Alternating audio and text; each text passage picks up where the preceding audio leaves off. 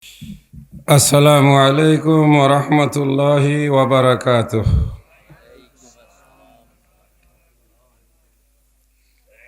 আলহামদুলিল্লাহ ওয়াসসালাতু ওয়াসসালামু আলা রাসূলিল্লাহ আম্মা বা'দু ওয়া আউযু বিল্লাহি মিনাশ শাইতানির রাজীম। বিসমিল্লাহির রহমানির রহিম। قد أفلح المؤمنون الذين هم في صلاتهم خاشعون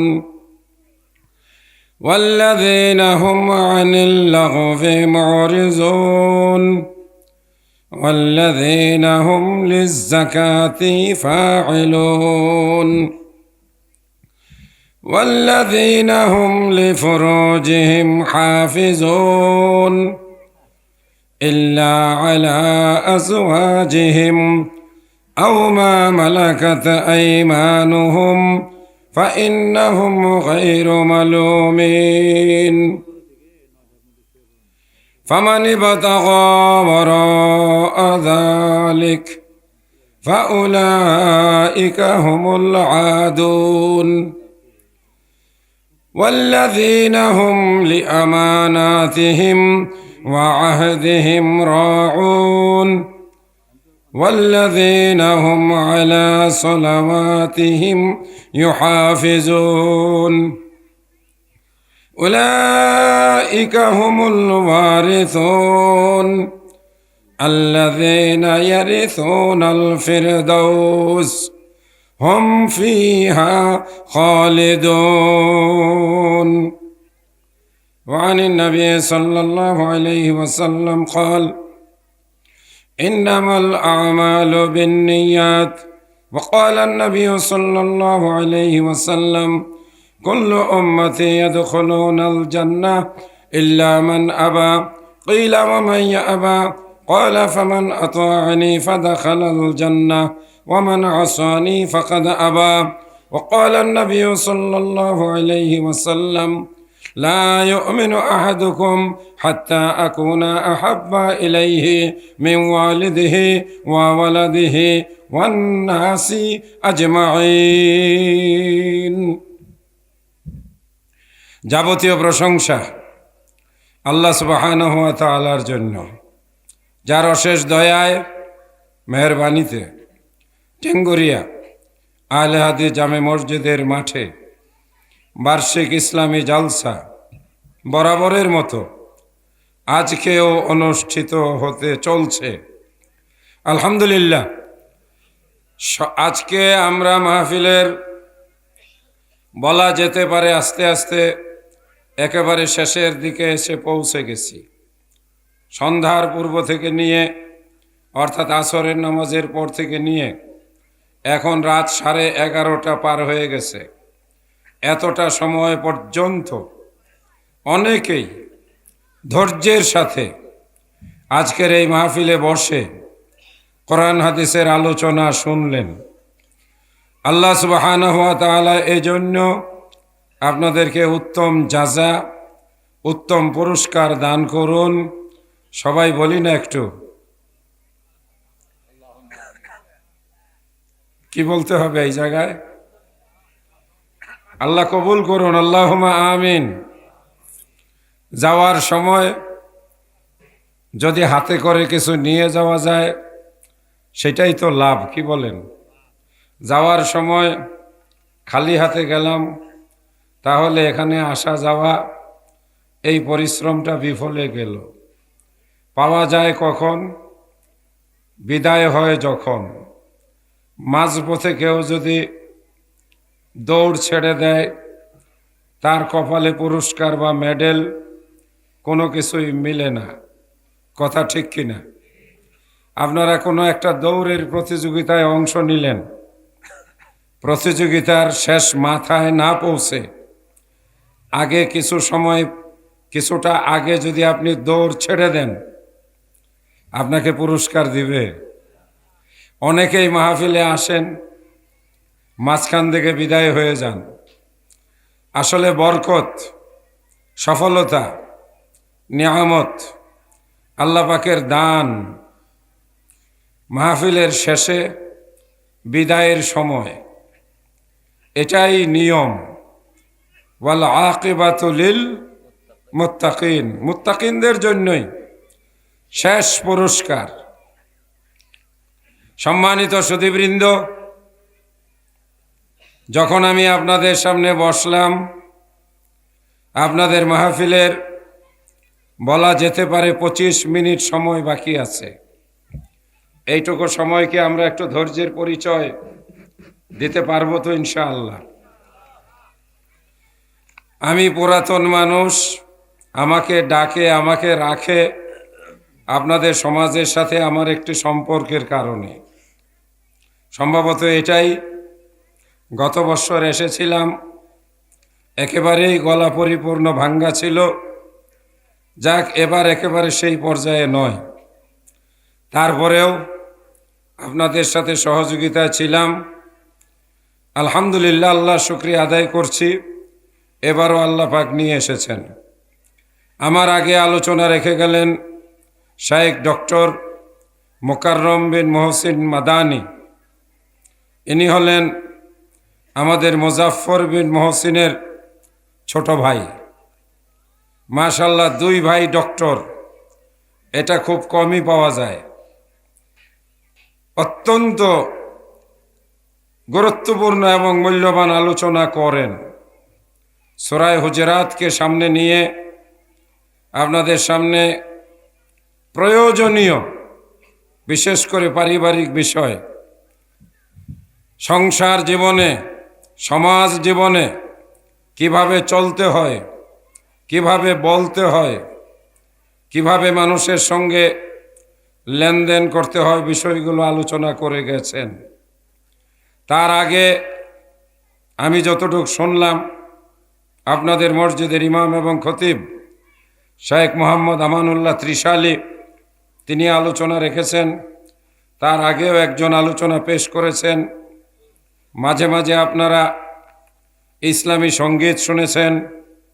সভাপতি হিসাবে আজকে এই মাহফিলকে পরিচালনা এবং বরকতময় করেছেন বিশেষ করে আমাদের অত্যন্ত প্রবীণ শ্রদ্ধেয় আলেমে দ্বীন শেখ মাওলানা মুহাম্মদ আব্দুল মালিক হাফিজাহুল্লাহ, এবং মাহফিলটি পরিচালনা করেছেন ইমাম ও খতিব বল্লা কেন্দ্রীয় আলে হাদিস জামে মসজিদ শেখ ওবায়দুল্লাহ বিন আব্দুল ওয়াহিদ। প্রধান অতিথি, বিশেষ অতিথিবৃন্দ, বিশেষ করে আমি অনেকের নাম দেখছি।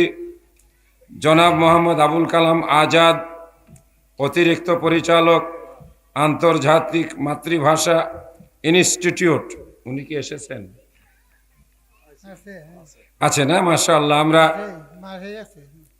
উনাকে স্বাগত জানাই। অতিরিক্ত পরিচালক উপসচিব মাশাআল্লাহ জনাব মোহাম্মদ নুরুল ইসলাম, চেয়ারম্যান 10 নং ইউনিয়ন, এছাড়াও অন্যান্য অতিথিবৃন্দ, সর্বস্তরের এলাকাবাসী। আমি হ্যান্ডবিলটা দেখে দেখেই পড়ছি।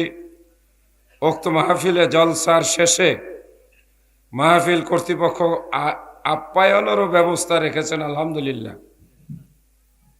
আপনাদেরকে এটা জানানো হয়েছে কিনা? তারা আপ্যায়নের ব্যবস্থা রেখেছেন। মা বোনদের জন্য হয়তো আপ্যায়নের ব্যবস্থা রাখা হয়েছে নাকি?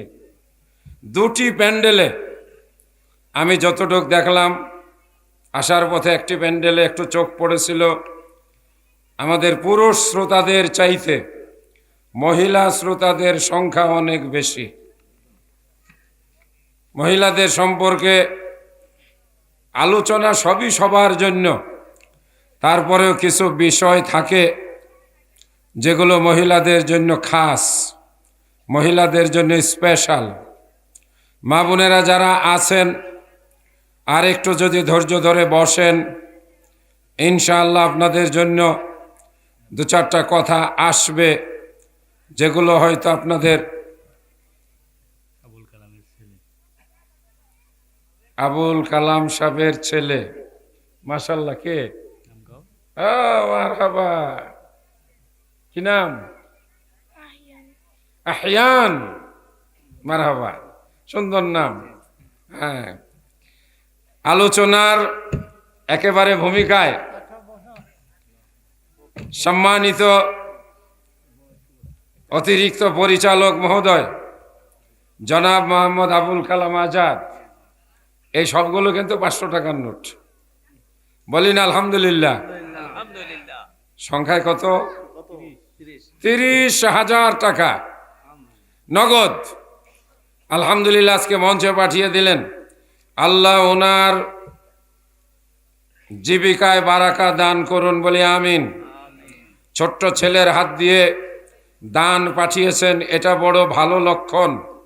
কেননা এই বাচ্চা এই দানের মাধ্যমে উদ্বুদ্ধ হবে, অনুপ্রাণিত হবে, মসজিদের সঙ্গে তার সম্পর্ক হবে, আল্লাহর সঙ্গে তার সম্পর্ক হবে ইনশাআল্লাহ। আমরা দোয়া করছি আল্লাহ তাকে একজন নেক বান্দা হিসাবে কবুল করুন। আমরা সবাই বলি আল্লাহুম্মা আমিন। এই ছেলেটিকে আল্লাহ তাআলা আমাদের দেশের জন্য, সমাজের জন্য, রাষ্ট্রের জন্য, কল্যাণের জন্য, মঙ্গলের জন্য কবুল করুন। আমরা সবাই বলি আল্লাহুম্মা আমিন। ছেলে পেলে হয়, তবে তারা যদি পিতামাতার অবাধ্য হয়, দেশের জন্য যদি অকল্যাণকর হয়, সমাজের জন্য যদি ক্ষতিকর হয়, আছে না না এরকম? সমাজের জন্য ক্ষতিকর যুবক ছেলে পেলে আছে। আমি রাত্রে এখন ওয়াজ মাহফিল শেষে বাড়িতে যাই না। তার কারণ কি? রাস্তায় এমন কিছু ছেলে পেলে পাওয়া যায়, দেখলে ভয় লাগে। এদের কোমরে ছুরি চাকু লুকায়িত থাকে। অনেকেই কোমরের পিছন দিক দিয়া প্যান্টের মধ্যে চাইনিজ কুড়াল লুকাইয়া রাখে।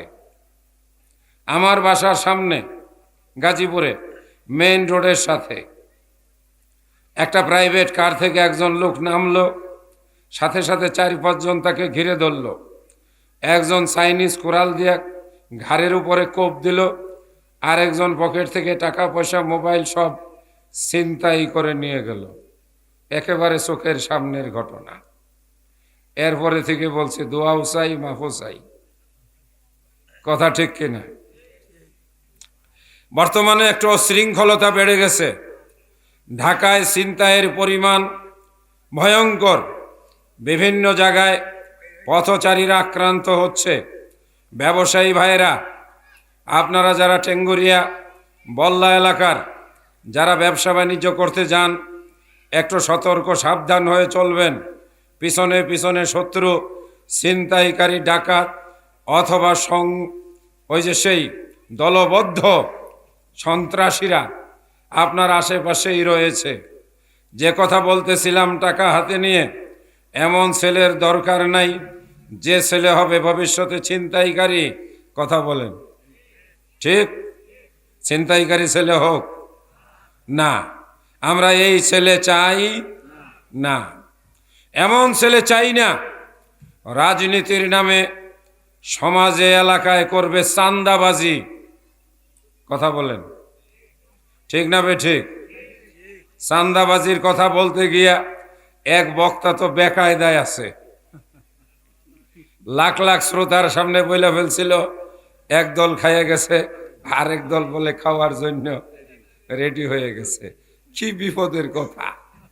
হ্যাঁ, আমরা এরকম ছেলে পেলে চাই না চাই না? যারা সন্ত্রাসী কর্মকাণ্ড চালাবে, অথবা যারা নেশা এবং মাদক দ্রব্য পান করবে, অথবা যারা পিতা মাতাকে জিম্মি করে মোটর সাইকেল অথবা মোবাইল ফোন কিনবে, আছে না এরকম ছেলে পেলে? বহুত আছে। আমরা এমন ছেলে চাই। আমার ভাই আবুল কালাম আজাদ ছেলের হাতে টাকা পাঠিয়েছেন, নিশ্চয়ই তিনি দোয়া চেয়েছেন তার ছেলেটা যেন সুশিক্ষায় শিক্ষিত হয়ে সমাজের জন্য, রাষ্ট্রের জন্য কল্যাণকর একজন যুবকে পরিণত হয়। আমরা দোয়া করি, আল্লাহ তুমি কবুল করে নাও। বলুন আল্লাহুম্মা আমিন। সম্মানিত ভাইজান, আপনার মনের আকাঙ্ক্ষা, আপনি নিজে পিতা, মনে রাখবেন পিতার দোয়া আমি আহমদুল্লাহর চাইতে আপনার দোয়া আল্লাহর কাছে সন্তানের জন্য দ্রুত কি হবে? কথা বলেন, কি হবে? কবুল হবে। আপনারাও আপনাদের সন্তানের জন্য দোয়া করবেন, রব্বি জাআলনি মুকিমাস সালাতি ওয়া মিন যুররিয়াতি, আল্লাহ আমাকে নিজেকে নামাজি বানাও, আমার সন্তানকেও নামাজি বানাও, তাদেরকেও তুমি আদর্শবান বানাও। ইনশাআল্লাহ পিতার দোয়া আল্লাহ রাব্বুল আলামিন ফিরিয়ে দেন না, দিবে না। আল্লাহ এই দানটিকে কবুল করুন, আমিন। এরপরে আপনারা দেবেন, তবে কিছু কথা বলবো, ইনশাআল্লাহ শুনবেন তো? আমার ঘড়ি অনুযায়ী কয়টা পর্যন্ত? রাত 12টা পর্যন্ত ইনশাআল্লাহ। আমি বলছি আমার ঘড়ি অনুযায়ী, আপনাদের ঘড়ি দেখার কোনো সুযোগ থাকবে না, ঠিক আছে? আমার ঘড়িতে যখন 12:30 বাজবে, 12টা বাজবে, উনি বলছেন 12:30, ঠিক আছে? আমার ঘড়িতে যখন 12:30 বাজবে তখন ইনশাআল্লাহ আমরা শেষ দিয়ে দিব। জোরে বলি ইনশাআল্লাহ। পবিত্র কোরআন মাজিদ থেকে সূরা মুমিনুন, এই সূরা থেকে আয়াত পড়েছিলাম বেহালাবাড়ি ওয়াক্তিয়া মসজিদেও, সেটারই আলোচনা বলে গিয়েছিলাম, ধারাবাহিকভাবে শেষ করব ইনশাআল্লাহ। শোনাতে চাই, জানাতে চাই আল্লাহ পাকের কোরআন মাজিদ থেকে। আপনারা বলুন শুনতে চান এবং জানতে চান কিনা? আমি শোনাতে চাই, জানাতে চাই কোরআন মাজিদ থেকে। আল্লাহ বলেন একদল মানুষ সফল হবে, বিজয়ী হবে, দুনিয়াতে কামিয়াবি হবে, দুনিয়াতে তারা সাকসেস হবে, পরকালেও তারা নাজাত পাবে, মৃত্যুর পরে তারা জান্নাতের অধিবাসী হবে, দুনিয়াতেও তারা সুখে শান্তিতে থাকবে। এই মানুষগুলো কারা? জানতে মনে চায়। আল্লাহ বলেন এই মানুষগুলো দুনিয়াতে সফল হবে, তারা ব্যর্থ হবে না, বিফল হবে না। এই মানুষগুলো দুনিয়াতে সুখী হবে, এরা দুঃখী হবে না। এই মানুষগুলো দুনিয়াতে বিজয়ী হবে, এরা পরাজিত হবে না। এই মানুষগুলো দুনিয়াতে সম্মান এবং মর্যাদার অধিকারী হবে, এরা কখনো লাঞ্ছিত অপমানিত হবে না।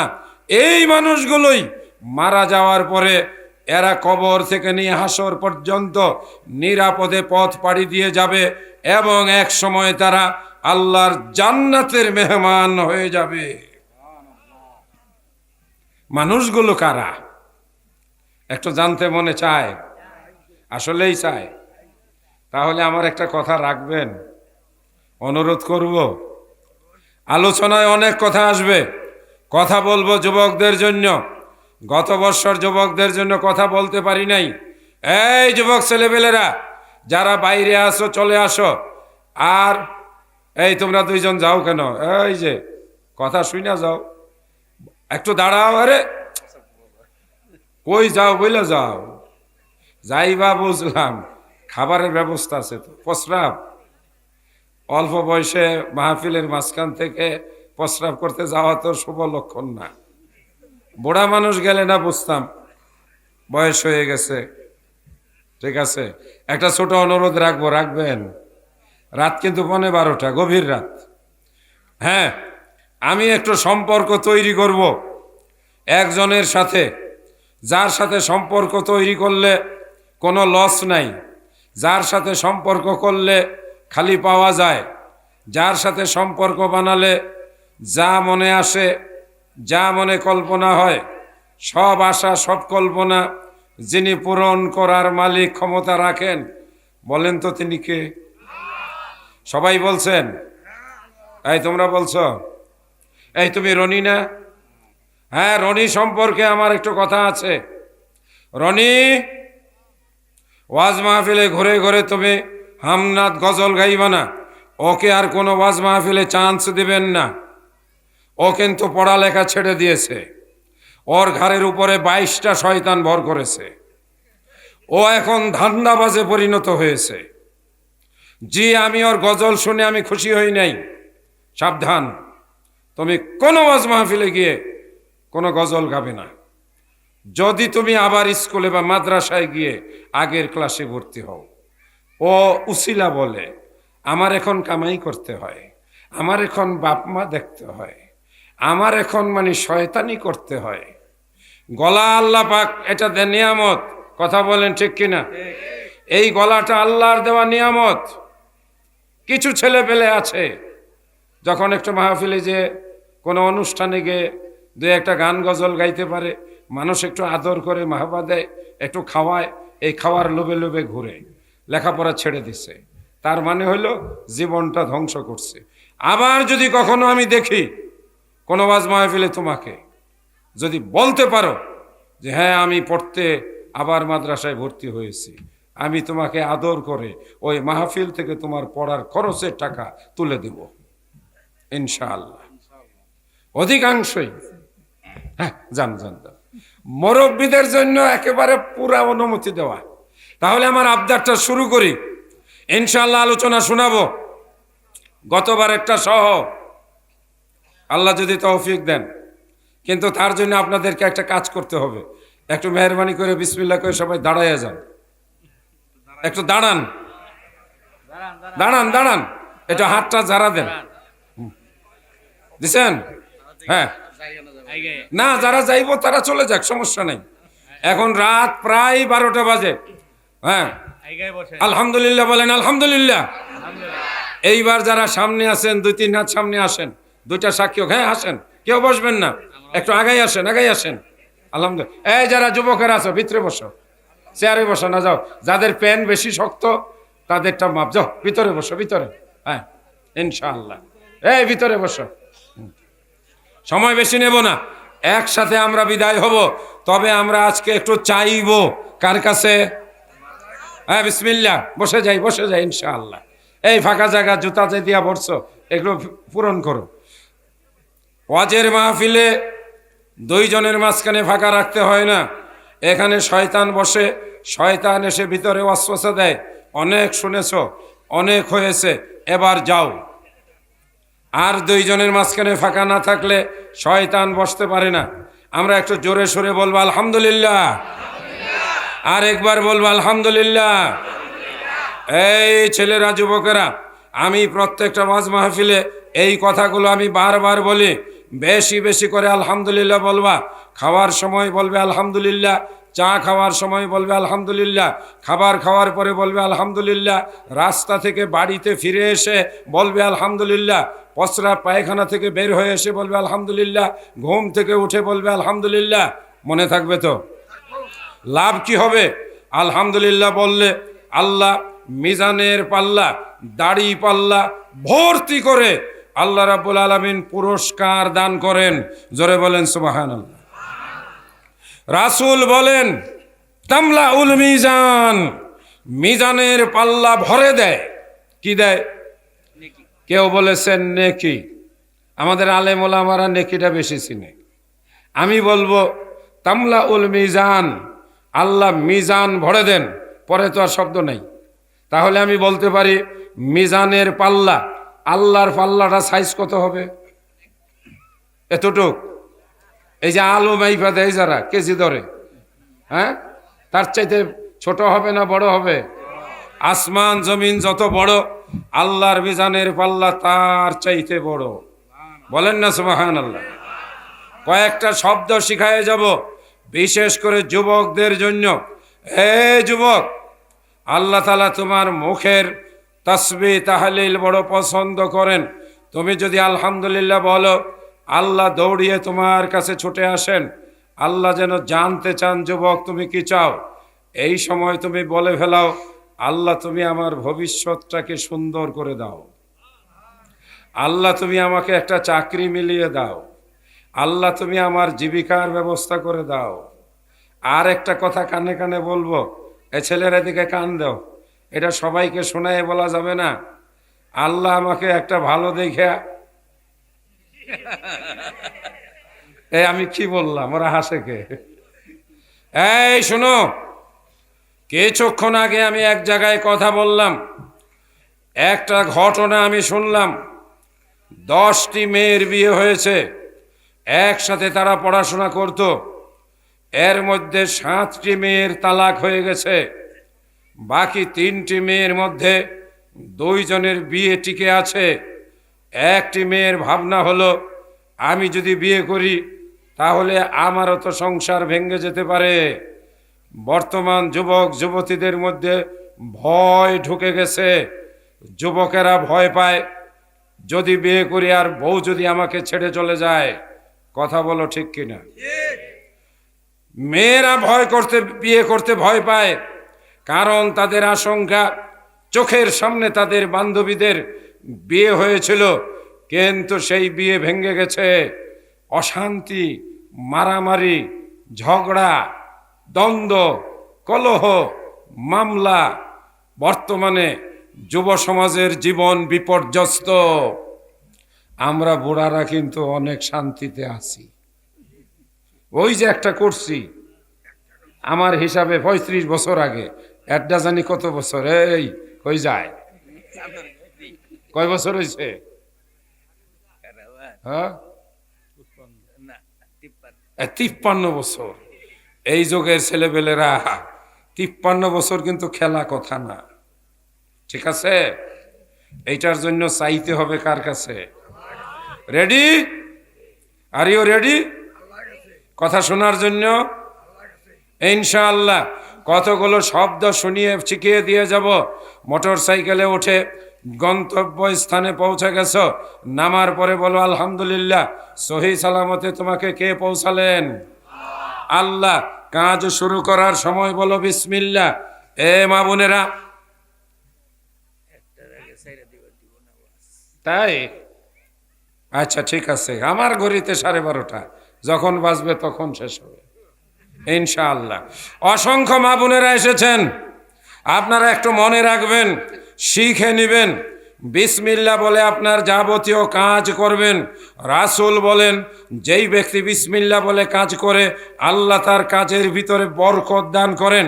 যেই ব্যক্তি বিসমিল্লাহ ছাড়া কাজ করে আল্লাহ তার কাজকে অসম্পূর্ণ রাখেন।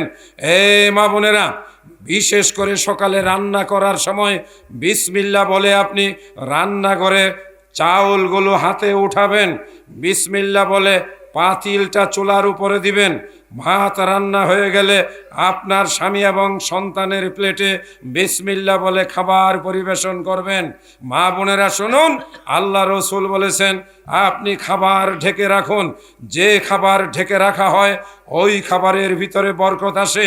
যেই খাবার খোলা রাখা হয় শয়তান সেই খাবারের মধ্যে মুখ দেয়, ওই খাবার থেকে বরকত উঠে যায়। আমাদের বাড়ি ঘরে বরকত নাই, আমাদের খাবারের মধ্যে বরকত নাই। সম্মানিত মা বোনের আমার, আমি মহিলাদের দিকে একটু বেশি কথা বলবো। এ মা বোনেরা, যতটা সম্ভব আপনি নিজেকে পবিত্র রাখবেন। আল্লাহ তাআলার দেয়া ন্যাচারাল সিকনেস যেটা, যখন আপনি ওই পবিত্রতায় অপবিত্র হবেন ওই সময় আপনি কোরআন তেলাওয়াত করবেন না, আপনি নামাজ পড়বেন না, আপনি সেই সময় সংযমীভাবে চলবেন। বর্তমান যুগের সঙ্গে তাল মিলাবেন না। আল্লাহর কোরআন সত্য, নবীর কথা সত্য, জান্নাত সত্য, জাহান্নাম সত্য। হে মা বোনেরা, আপনাকেও কিন্তু একদিন হাসরের মাঠে দাঁড়াতে হবে। হাসরের মাঠ বড় ভয়ানক ঠিকানা, হাসরের মাঠ বড় কঠিন জায়গা। আপনার মাথার উপরে সূর্য থাকবে, আপনার মাথার মগজ গলে গলে পড়বে, আপনি ঘামের মধ্যে সাঁতার কাটবেন, আপনি অন্য মানুষের কথা শুনবেন না। নারীরা যখন তাদের মাসিক সেই সমস্যার কারণে অসুস্থ হয়, নবীজি তখন তাদেরকে সংযমী চাল চলন করতে বলেছেন। আপনি অত বেশি দৌড়াদৌড়ি লাফালাফি করবেন না। এ মা বোনের আমার, এগুলোই আল্লাহর দেওয়া বিধান। আপনি যখন অসুস্থতা থেকে সুস্থ হবেন আপনি ফরজ গোসল করবেন, নিয়ত করবেন, বিসমিল্লাহ বলে আপনি ভালো করে ওযু করবেন, ভালো করে পবিত্র হবেন, মনে মনে নিয়ত করবেন, ভালো করে ওযু বানাবেন। বানানোর পরে রাসূল সাল্লাল্লাহু আলাইহি ওয়াসাল্লামের শিখানো পদ্ধতিতে আপনি মাথায় 3 চৌল পরিমাণ পানি দিবেন, অতএব আপনার সমস্ত শরীর ধৌত করবেন। ভালো করে আপনি সুন্দর পরিচ্ছন্ন সুঘ্রাণ সাবান দিয়ে আপনি আপনার শরীরকে ভালো করে পবিত্র করবেন, যাতে আপনার শরীরের ময়লা দুর্গন্ধ দূর হয়ে যায়। তারপরে আপনি সালাত আদায় করবেন, আপনি রান্না বান্না সব কাজ স্বাভাবিকভাবে করবেন। তবে সব সময় মনের ভিতরে আল্লাহর ভয় রাখবেন, একটা জিকির রাখবেন, আল্লাহকে সব সময় স্মরণ করবেন। 4টি কথা সবার জন্য বলে যাই, বেশি বেশি যুবকেরা বেশি বেশি আল্লাহর শুকরিয়া আদায় করবে। 30 বছর পরে, 50 বছর পরে হয়তো তখন আমি বেঁচে থাকবো না, মাওলানা আব্দুল মালেক এই মঞ্চে বসবেন না, নতুন কোনো আলেম বক্তৃতা করবেন, নতুন কোনো বৃদ্ধ মানুষ এখানে বসবেন। ওই সময় তোমার বয়স 50 বছর পরে তুমি আজকের 20 বছরের যুবক 70 বছরে পৌঁছবে। ওই সময় তুমি কি হবে আজকে কিন্তু তুমি কল্পনা করতে পারো না। যুবক, তুমি তো আগামী দিনের এই বল্লা ইউনিয়নের চেয়ারম্যান, তুমি তো আগামী দিনের এই কালিহাতী উপজেলার এমপি, অথবা তুমি তো আগামী দিনের এই বাংলাদেশের মন্ত্রী, অথবা তুমিও তো হতে পারো আমাদের আজকের দানবীর আবুল কালাম আজাদের মতো আগামী দিনের ডিএস অর্থাৎ ডেপুটি সেক্রেটারি, উপসচিব, বিসিএস ক্যাডার। তুমিও তো হতে পারো একজন সেনাবাহিনীর ঊর্ধ্বতন কর্মকর্তা। যুবক, তুমিও তো আগামী দিনে ব্যবসা বাণিজ্য করে হতে পারো ওই যে সেই বড় ব্যবসায়ীদের মতো ধনী মানুষ। কথা বলো ঠিক কিনা? এগুলো বানানোর মালিককে, চাইতে হবে কার কাছে?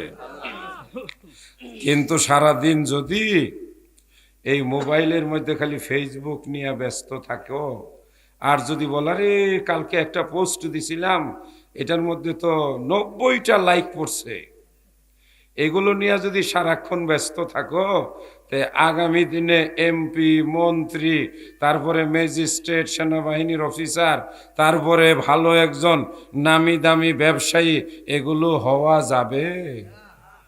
তাহলে আজকে আমাকে কথা দিতে হবে, আমিও মোবাইল চালাই, ঠিক আছে?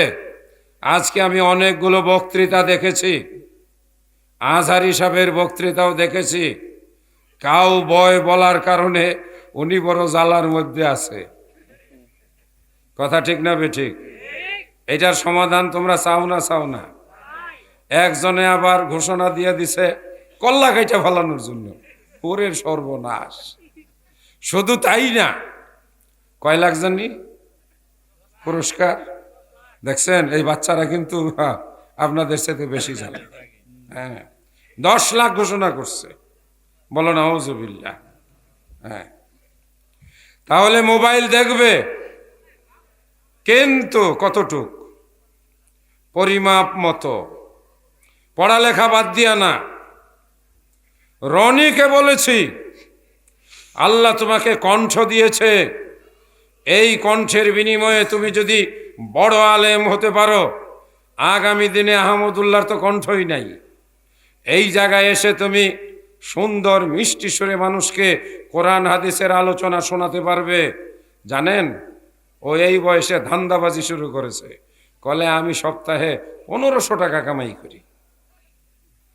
1500 টাকা কামাই করলে মাসে কয় টাকা কামাই হইল? 4 সপ্তাহে 6000 টাকা। 6000 একটা টাকা হইল।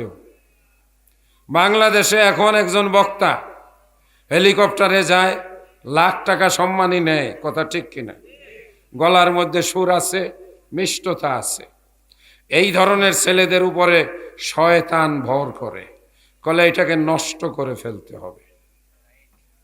আমি 4-5টা যুবক ছেলের সঙ্গে বললাম, মসজিদে একসাথে কথা বললাম। একটা ছেলে ফুটফুটে গোলাপ ফুলের মতো, চেহারাগুলো এত সুন্দর। 2-1টা ছেলের সঙ্গে কথা বলে মনটা ভালো লাগে নাই। বললাম, বাবা কিসে পড়ো? কলে আমি পড়ালেখা বাদ দিছি। কি কামটা করছে? একটা উত্তম কাম করছে, তাই না? বাপেরে খুশি করার মতো কাম করছে। কথা বলেন ঠিক কিনা? অথচ ছেলেটার চেহারা জানেন একেবারে রাজপুত্রের মতো। ওর উপরে কয়টা শয়তান ভর করছে। আর কয়েকদিন পরে এই যে এটা শুরু করবে, এটা বুঝুন তো কি। তারপরে এটার বড় ভাই গাজা, তারপরে আরো আগাইব, শেষে নেশাকুর হবে। আজকের মাহফিলে যারা বসেছ, এই যুবক ছেলেরা, মনোযোগ দিয়ে একেবারে আল্লাহর কাছে চাওয়ার জন্য মানসিকতা নিয়ে বসো। আমি কোরআন মাজিদের সূরা মুমিনুনের কয়েকটি আয়াত তেলাওয়াত করেছি, সবগুলো আলোচনা শেষ করা যাবে না। মাঝে মাঝে আমি দুই একটা ঘটনাও শোনাবো। মুরব্বীরা যারা আছেন, অনেক দিন যাবত তো কান্নাকাটি করার সুযোগ হয় না। আমরা আহলে হাদিসরা ওয়াজের মাহফিলে এসে নামাজে গিয়ে খুব তাড়াহুড়া করি, অথচ এই দুইটা জায়গায় তাড়াহুড়া করা উচিত না। কি কন? নামাজে গিয়ে তাড়াহুড়া করলে কাজ হবে? কিন্তু মানুষ তাড়াহুড়া করে কোথায়? নামাজের মধ্যেই। এই যে আমার পাশে ইমাম সাহেব বসা আছে, রমজান মাসে তারাবিটা যদি উনি একটু আস্তে আস্তে ধীরে ধীরে পড়ায়, পরে যাওয়ার সময় লোকজন বিরক্ত হয়ে বলবে ওনার তো কোনো কাজ বাজ নাই, সেই জন্য নামাজে যখন দাঁড়ায় আর কোনো খেয়াল থাকে না, মুসল্লি থাকবে না। হ্যাঁ, আবার কিছু কিছু মুসল্লি আসে মসজিদে ঢোকবার সময় এসে বলে ইমাম সাহেব আজকে কিন্তু লেট করেন না, টাইনা নিয়েন। মানে আল্লাহ আকবার, আল্লাহ আকবার, আল্লাহ আকবার। এই একটু বলুন তো, চেয়ারম্যান সাহেবের কাছে আপনাদের এলাকায় বন্যা হয়েছে, বন্যায় বাড়িঘর ডুবে গেছে, আপনাদের রান্না করার চুলা পানির নিচে, খাওয়া দাওয়া নাই। এখন সরকারিভাবে চেয়ারম্যান সাহেবের কাছে শুকনা খাবার আসছে, কম্বল আসছে, কিছু টিনও আসছে।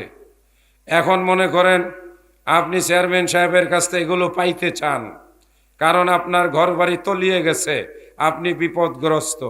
চেয়ারম্যান সাহেবের বাড়িতে গেলেন, গিয়া দেখলেন লোকজন ভিড়। আপনি গিয়া বলেন আমার সময় নাই, এই তোমরা সরো। গিয়া বলেন এই চেয়ারম্যান কই? সবাই বলল চেয়ারম্যান সাহেব উপরে দোতলায় সারাদিন কষ্ট করে পরিশ্রম করে এখন একটু বিশ্রাম নিতেছে। আপনি নিচের থেকে ওই মিয়া চেয়ারম্যান, আপনি বিশ্রাম নেন, আমরা নিচে এসে দাঁড়াই আছি, তাড়াতাড়ি নিচে আসেন। চেয়ারম্যান তার চৌকিদারকে বলেই কোন পাগল আসছে, ওইটারে নিয়ে বাইরে বাঁধতো। কি বলবে না? আপনি বললেন এই কি কয়, আমার এক্ষুনি 5 বান্ডিল টিন, আমার 2 বস্তা চিরা, তারপরে 3 বস্তা গুড় দিয়ে দাও, এইগুলো এখন আমার গাড়িতে উঠাও। বলে তোমার বাপে কামাই করে থুয়ে গেছে। বলবে না? চেয়ারম্যানের বাড়িতে গিয়ে তাড়াহুড়া করলে, হইচই করলে, গিয়া যদি তার চৌকিদাররে গিয়া ধমকাধমকি করেন, চেয়ারম্যানের কাছ থেকে কিছু পাওয়া যাবে?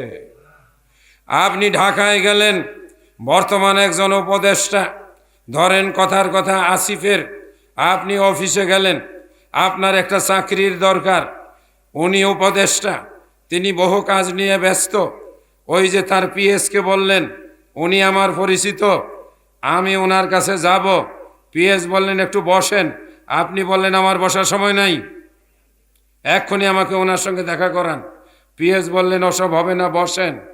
আপনি দরজা ঠেইলে ভিতরে গিয়ে যদি বলেন ওই মেয়ে আসিফ, আমি আপনার কাছে একটা চাকরির জন্য আসছি, আমার বাইরে বসায় রাখছেন কে, আমার অনেক কাজ আছে। উপদেষ্টা মহোদয় চাকরি দিবে নাকি পুলিশ ডাকবে? খালি পাগল কই থেকে আসছে? এ আল্লাহর বান্দারা, আপনার টাকা পয়সার দরকার, আপনার জীবিকার দরকার। 5 বছর হয়ে গেছে আপনি বিয়ে করেছেন, আপনার সন্তানের দরকার, আপনার ছেলে মেয়েদের বিয়ে শাদীর দরকার, আপনি অসুস্থ, আপনার সুস্থ হওয়া দরকার, আপনি মামলায় আক্রান্ত, মামলা থেকে রেহাই পাওয়া দরকার, আপনার কত বিপদ আপদ, এই বিপদ আপদ থেকে মুক্ত হওয়া দরকার। আপনি চতুর্দিক থেকে বিপদে আক্রান্ত, একদিকে আপনি ঋণগ্রস্ত, একদিকে আপনার ওই যে সে অভাব অনটন, আর একদিকে আপনি সন্তান সন্ততি নিয়ে ব্যতিব্যস্ত। এই সব কিছুর সমাধান তার নাম হলো সালাত বা নামাজ। আপনি নামাজে দাঁড়িয়ে চোখের পানি ফেলে কেঁদে কেঁদে একজনের কাছে বলবেন ওগো দয়াময়, ওগো রব্বুল আলামিন, হে আল্লাহ আমি বড় কষ্টে আছি, তুমি জানো আমি তোমার বান্দা, আমাকে তুমি 5টা সন্তান দিয়েছ, আমার 2টো মেয়ে বিয়ের উপযুক্ত হয়ে গেছে, আল্লাহ তুমি তাদের বিয়ের বন্দোবস্ত করে দাও। আল্লাহ আমি তোমার কাছে চোখের পানি ফেলে কাঁদছি, ওগো দয়াময় আমার সন্তানদের তুমি জীবিকার ব্যবস্থা করে দাও, আমার দোয়া তুমি কবুল করো, আমার কান্না তুমি কবুল করো।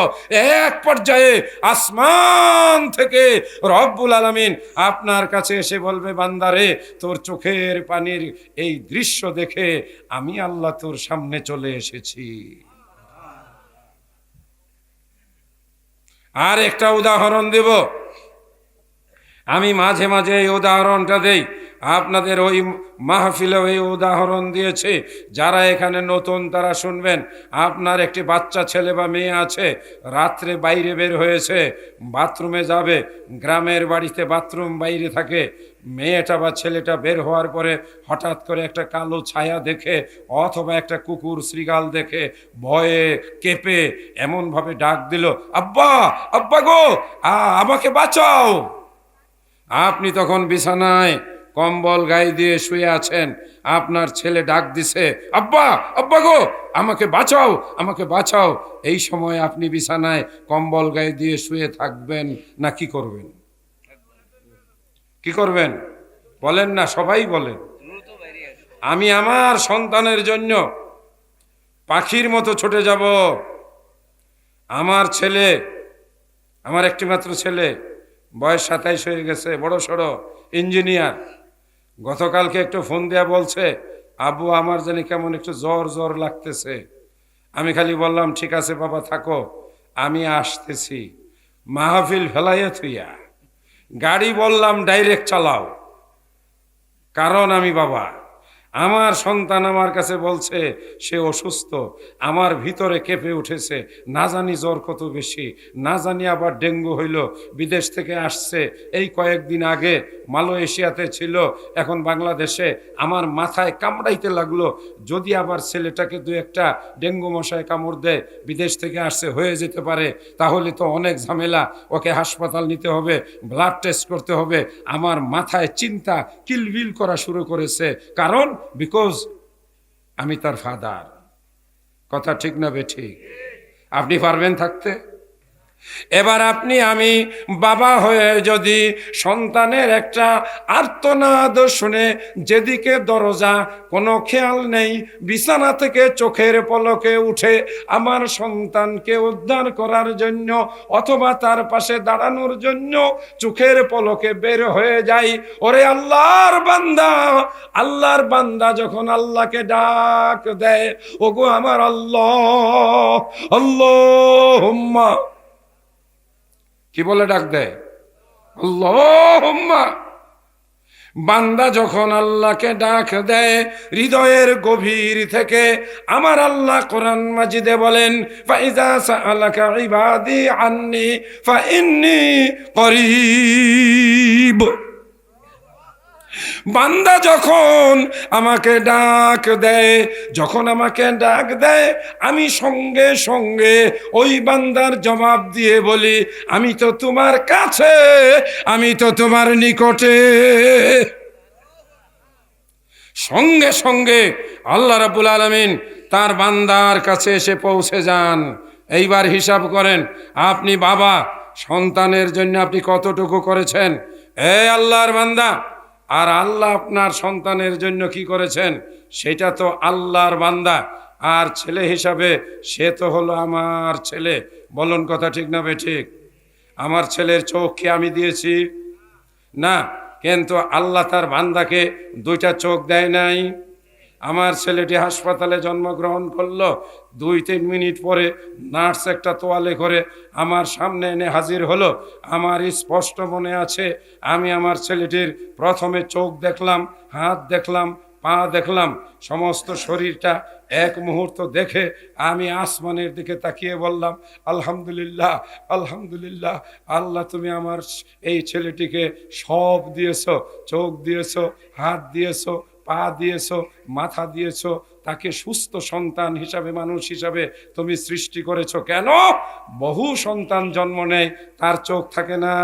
বহু সন্তান জন্ম নেয়, কারো হাত থাকে না। বহু সন্তান জন্ম নেয়, কারো পা থাকে না। বহু সন্তান জন্ম নেয়, প্রতিবন্ধী হয়, মাথাটা ছোট হয়, হয় না? বহু সন্তান জন্ম হয়, মেরুদণ্ড সোজা করতে পারে না। বাচ্চা কাঁদছে, জিজ্ঞেস করলাম, তার মানে হলো সুস্থ। আমি কিন্তু কিছুই করি নাই। আমি করছি? কে করছেন? কে করছেন? জোরে বলেন না নামটা, জোরে আওয়াজ করে বলি না আল্লাহ। আমি চোখ দেখছি, আলহামদুলিল্লাহ। আমার ছেলের চোখ আছে। আমি হাত দেখছি, না আলহামদুলিল্লাহ সব। আমি তারপরে গিয়ে 2 রাকাত নামাজ পড়িয়া আল্লাহর সামনে শুকরিয়া আদায় করছি, আল্লাহ একটা সন্তানের আমাকে বাবা বানাইছো, সন্তানটাকে তুমি পরিপূর্ণ সুস্থ করে তৈরি করেছো। তার যে কোনো অসুখ বিসুখ দাও নাই, তার যে কোনো রোগ ব্যাধি দাও নাই। কথা বলেন ঠিক না বেঠিক? এই বাবারা, আজকের আলোচনা গভীর। আজকের আলোচনা আল্লাহর সঙ্গে সম্পর্ক বানানোর। বলেন কার সঙ্গে? তার সঙ্গে সম্পর্ক বানালে কোনো লস আছে? জোরে বলেন লাভ আছে? বলেন হ্যাঁ। আল্লাহর সঙ্গে সম্পর্ক বানালে শুধু লাভ আর লাভ আর লাভ। এ আল্লাহর বান্দারা, আল্লাহ আপনাকে আমাকে সৃষ্টি করেছেন কেন? আল্লাহ আপনাকে আমাকে সৃষ্টি করেছেন দোকানদারি করার জন্য, ব্যবসা বাণিজ্য করার জন্য, অথবা গাল গল্প করার জন্য, রাজনীতি করার জন্য। আমরা সরকারি যারা চাকুরি করি, সরকারি চাকুরি করার জন্য। হ্যাঁ, আমরা এগুলো করব, তবে আল্লাহর সঙ্গে আল্লাহকে ডাকার জন্য, আল্লাহর কাছে আত্মসমর্পণ করার জন্য, আল্লাহকে সেজদা দিয়ে তার কাছে চাওয়ার জন্য। যত বেশি আল্লাহর কাছে চাইবেন, তত বেশি আল্লাহ তাআলা বলেন দিবেন। আর একটু বলেন খুশি হবেন। জোরে বলেন সুবহানাল্লাহ। ডাকার মতন ডাকলে আল্লাহ, ডাকার মতন ডাকলে আল্লাহ কেমনে শোনে না। আসলে যে আমরা তাকে ডাকতে জানি না। যত বেশি আল্লাহর কাছে চাইবেন, আল্লাহ আমাকে জীবিকা দাও, আল্লাহ আমাকে রিজিক দাও, আল্লাহ আমাকে সুখ দাও, আল্লাহ আমাকে সম্পদ দাও, আল্লাহ আমার সন্তানদেরকে সুস্থ রাখো, আল্লাহ তুমি আমাকে সুস্থতা দাও, এইগুলো সমস্ত দোয়া আল্লাহর নবী আমাদেরকে শিখিয়ে দিয়েছেন। আল্লাহুম্মা ইন্নী আউযু বিকা আনিল আজাজে ওয়াল কাসলে। আল্লাহ আমি তোমার কাছে অলসতা থেকে মুক্তি চাই, আল্লাহ আমি তোমার কাছে অপারগতা থেকে মুক্তি চাই, আল্লাহ আমি তোমার কাছে অসুস্থতা থেকে মুক্তি চাই, আল্লাহ আমি তোমার কাছে দারিদ্র থেকে, আনিল ফাকরে অভাব থেকে আমি তোমার কাছে মুক্তি চাই, আল্লাহ আমি তোমার কাছে ফিতনা ফাসাদ থেকে মুক্তি চাই, আল্লাহ আমি তোমার কাছে আমি সিহাত সুস্থতা চাই। এইভাবে আপনি যত চাইবেন, প্রতিদিন যদি আপনি আল্লাহর কাছে 1,00,000 বার চান, আপনি যদি 10 লক্ষ বার চান, আপনার প্রতি আল্লাহ কখনো, জোরে বলেন, বেজার হবে না। বলেন না সুবহানাল্লাহ। তুমি রহমান, তুমি মেহেরবান, তুমি বড় দয়ালু, তুমি বড় মেহেরবান। আমার সম্মানিত দিনী ভাইরা, আল্লাহ বলেন ক্বাদ আফলাহাল মুমিনুন। যারা মুমিন হবে, যারা মুমিন হবে, যারা ইমানদার হবে, তারাই হবে একমাত্র সফল কাম। তাহলে আমাদেরকে হতে হবে মুমিন, ইমানদার। হয়তো আপনারা বলবেন আমরা তো ইমানদার, আমরা তো মুমিন, কিন্তু 2-1টা পরীক্ষা নিরীক্ষার মাধ্যমে এর প্রমাণ দেখানো দরকার। আমার সম্মানিত ভাইয়েরা, মানুষ যখন অসুস্থ হয়, অস্থির হয়ে যায়, আল্লাহর উপরে বিশ্বাস হারিয়ে ফেলে, কখনো তারা মাজারে যায় না, কখনো তারা পীর ফকির ধরে, কখনো তারা ভণ্ড ফকিরের কাছে যায়, তাদের কাছ থেকে তাবিজ নেয়, তাদের কাছ থেকে সুতা পড়া নেয়, কখনো তারা গণকের কাছে যায়, কখনো তারা মাজারের অথবা বিভিন্ন দরবারের ওই জায়গার বিভিন্ন পুকুরের অথবা ওই যে সেই শোল মাছের অথবা কচ্ছপের ধোয়া পানি এনে খায়, অথবা তারা বিভিন্ন রকমের তাবিজ কবজ মাদুলি ঝোলায়, এরাও কিন্তু নামে মুসলমান। কথা বলেন ঠিক কিনা? সম্মানিত ভাইরা আমার, আপনি যদি মোমেন হন, ঈমানদার হন, আপনার জন্য আল্লাহর সাহায্য অবধারিত। মাতা নাসরুল্লাহ, আল্লাহর সাহায্য কখন আসবে? আল্লাহর সাহায্য কখন আসবে? আল্লাহ তাদের জন্য সুসংবাদ দিয়েছেন, আল্লাহর সাহায্য অতি নিকটে, আল্লাহর সাহায্য অতি নিকটে। যুবক, আমি আপনাদের জন্য বলবো, তোমরা আল্লাহর উপরে তাওয়াক্কুল করো। ফাতাওয়াক্কালু আলাল্লাহ, আল্লাহর উপরে ভরসা রাখো। ওয়ামান ইয়াতাওয়াক্কাল আলাল্লাহ ওয়ামান ইয়াতাওয়াক্কাল আলাল্লাহ ফাহুয়া হাসবুহু, যারা আল্লাহর উপরে ভরসা রাখে আল্লাহ তাদের জন্য যথেষ্ট হয়ে যায়, আল্লাহ তাদের জন্য যথেষ্ট হয়ে যায়। একটু বোঝানোর জন্য বলবো, যে আল্লাহ ইউনুস নবীকে মাছের পেট থেকে উদ্ধার করেছেন, সে আল্লাহ কি এখন নাই? ইউনুস নবী আল্লাহর কে? আল্লাহর একজন বান্দা। আপনি আমি আল্লাহর কে? জোরে বলেন কে? আল্লাহর বান্দা। আল্লাহ যদি ইউনুস নবীকে এই ধরনের একটা বিপদ থেকে উদ্ধার করে থাকে, তাহলে আপনাকেও আল্লাহ এর চাইতে বড় বিপদ থেকে উদ্ধার করবে। আপনাদের ওই যে সেই কি বলে, যেখান থেকে রাস্তাটা আসলো আপনাদের আকচারান হয়ে, আপনাদের এই যে সেই বল্লায়, অনেক দিন আগের ঘটনা, মাঝে মাঝে আমি ঘটনা শোনাই। টেম্পোতে, বেবি ট্যাক্সিতে উঠলাম, আমার পাশে এক ব্যক্তি বসা, সম্ভবত 2012 বা 13 সালের ঘটনা। তখন পিস টিভি আলোচনা খুব ব্যাপকভাবে প্রচার হচ্ছে। মানুষ রাস্তাঘাটে আমাদেরকে দেখলে চিনে ফেলে। ওই লোকটাও আমাকে চিনে ফেললেন, হাত বাড়ায় দিয়া বললেন, আপনাকে আমি পিস টিভিতে দেখেছি। আমি বললাম সম্ভবত হতে পারে। আমাকে বললেন কোথায় যাবেন? আমি বললাম বল্লা এলাকায় আমার একটা মাহফিল আছে, সেখানে যাব। উনি আমার হাতটা চেপে ধরলেন এবং আমার পাশে বসলেন। এক পর্যায়ে বলতে বলতে বললেন ওনার উপর একটা মিথ্যা মামলা দেওয়া হয়েছে। উনি কষ্ট করে একটু জমি কিনেছিলেন, ওই জমিটা পাশের জমিওয়ালা খুব প্রভাবশালী জবরদখল করে নিয়ে গেছে। শুধু তাই নয়, একটা মামলাও তাকে করে দিয়েছে। এখন জমিও গেছে, তাকে জেল খাটতে হবে। কথাগুলো বলতে বলতে কেঁদে ফেললেন। আমি তাকে বললাম, শুনুন, একজন মহাবিচারক আছে, আলাইসাল্লাহু বিআহকামিল হাকিমিন। কোন সূরার আয়াত? সূরা ৩। ওয়াত-তিনি ওয়াজ-যাইতুন ওয়া তুরি সিনিন ওয়া হাযাল বালাদিল আমিন লাকাদ খালাকনাল ইনসানা ফি আহসানি তাকওয়িম। এই সূরার শেষ আয়াত হলো, তিনি হলেন সকল বিচারকদের উপরে মহাবিচারক। আল্লাহর বিচার বড় কঠিন বিচার। আল্লাহ ছাড় দেয়, কিন্তু আল্লাহ ছেড়ে দেয় না। কথা ঠিক কিনা? আল্লাহ ঢিল দেন, আল্লাহ ঢিল দেন। আর ঢিলের সুযোগে মানুষ মনে করে আমি ধরা ছোঁয়ার বাইরে চলে গেছি। পৃথিবীর যত স্বৈর শাসক, যত অত্যাচারী শাসক, এরা আস্তে আস্তে ক্ষমতা অপব্যবহার করতে করতে এমন একটা পর্যায়ে পৌঁছে যায়, যখন আর তারা উপরের মালিকের শক্তির কথা আর তখন বিশ্বাস করে না। এইরকম বহু শাসক দেখেছি। লেনিন, স্টালিন, মাও সেতুং, অথবা বিভিন্ন দেশের মার্শাল টিটু থেকে নিয়ে একেবারে সর্বশেষ সিরিয়ার আসাদ পর্যন্ত। বাংলাদেশের ইতিহাসের কথা নাই বা বললাম। এক সময় সাদ্দাম হোসেন একেবারে চিরস্থায়ী শাসন বন্দোবস্ত করে ইরাকের এমন রাষ্ট্রপতি সেজে গিয়েছিল যে সাদ্দামের নাম সকালবেলায় না নিলে তাকে জেলখানায় যেতে হতো। আল্লাহর নাম নেওয়া যাবে না, ঘুম থেকে উঠে বলতে হতো ইয়া সাদ্দাম। ঘরের দরজায় সাদ্দামের পোশাক ছবি ঝুলিয়ে রাখা বাধ্যতামূলক ছিল।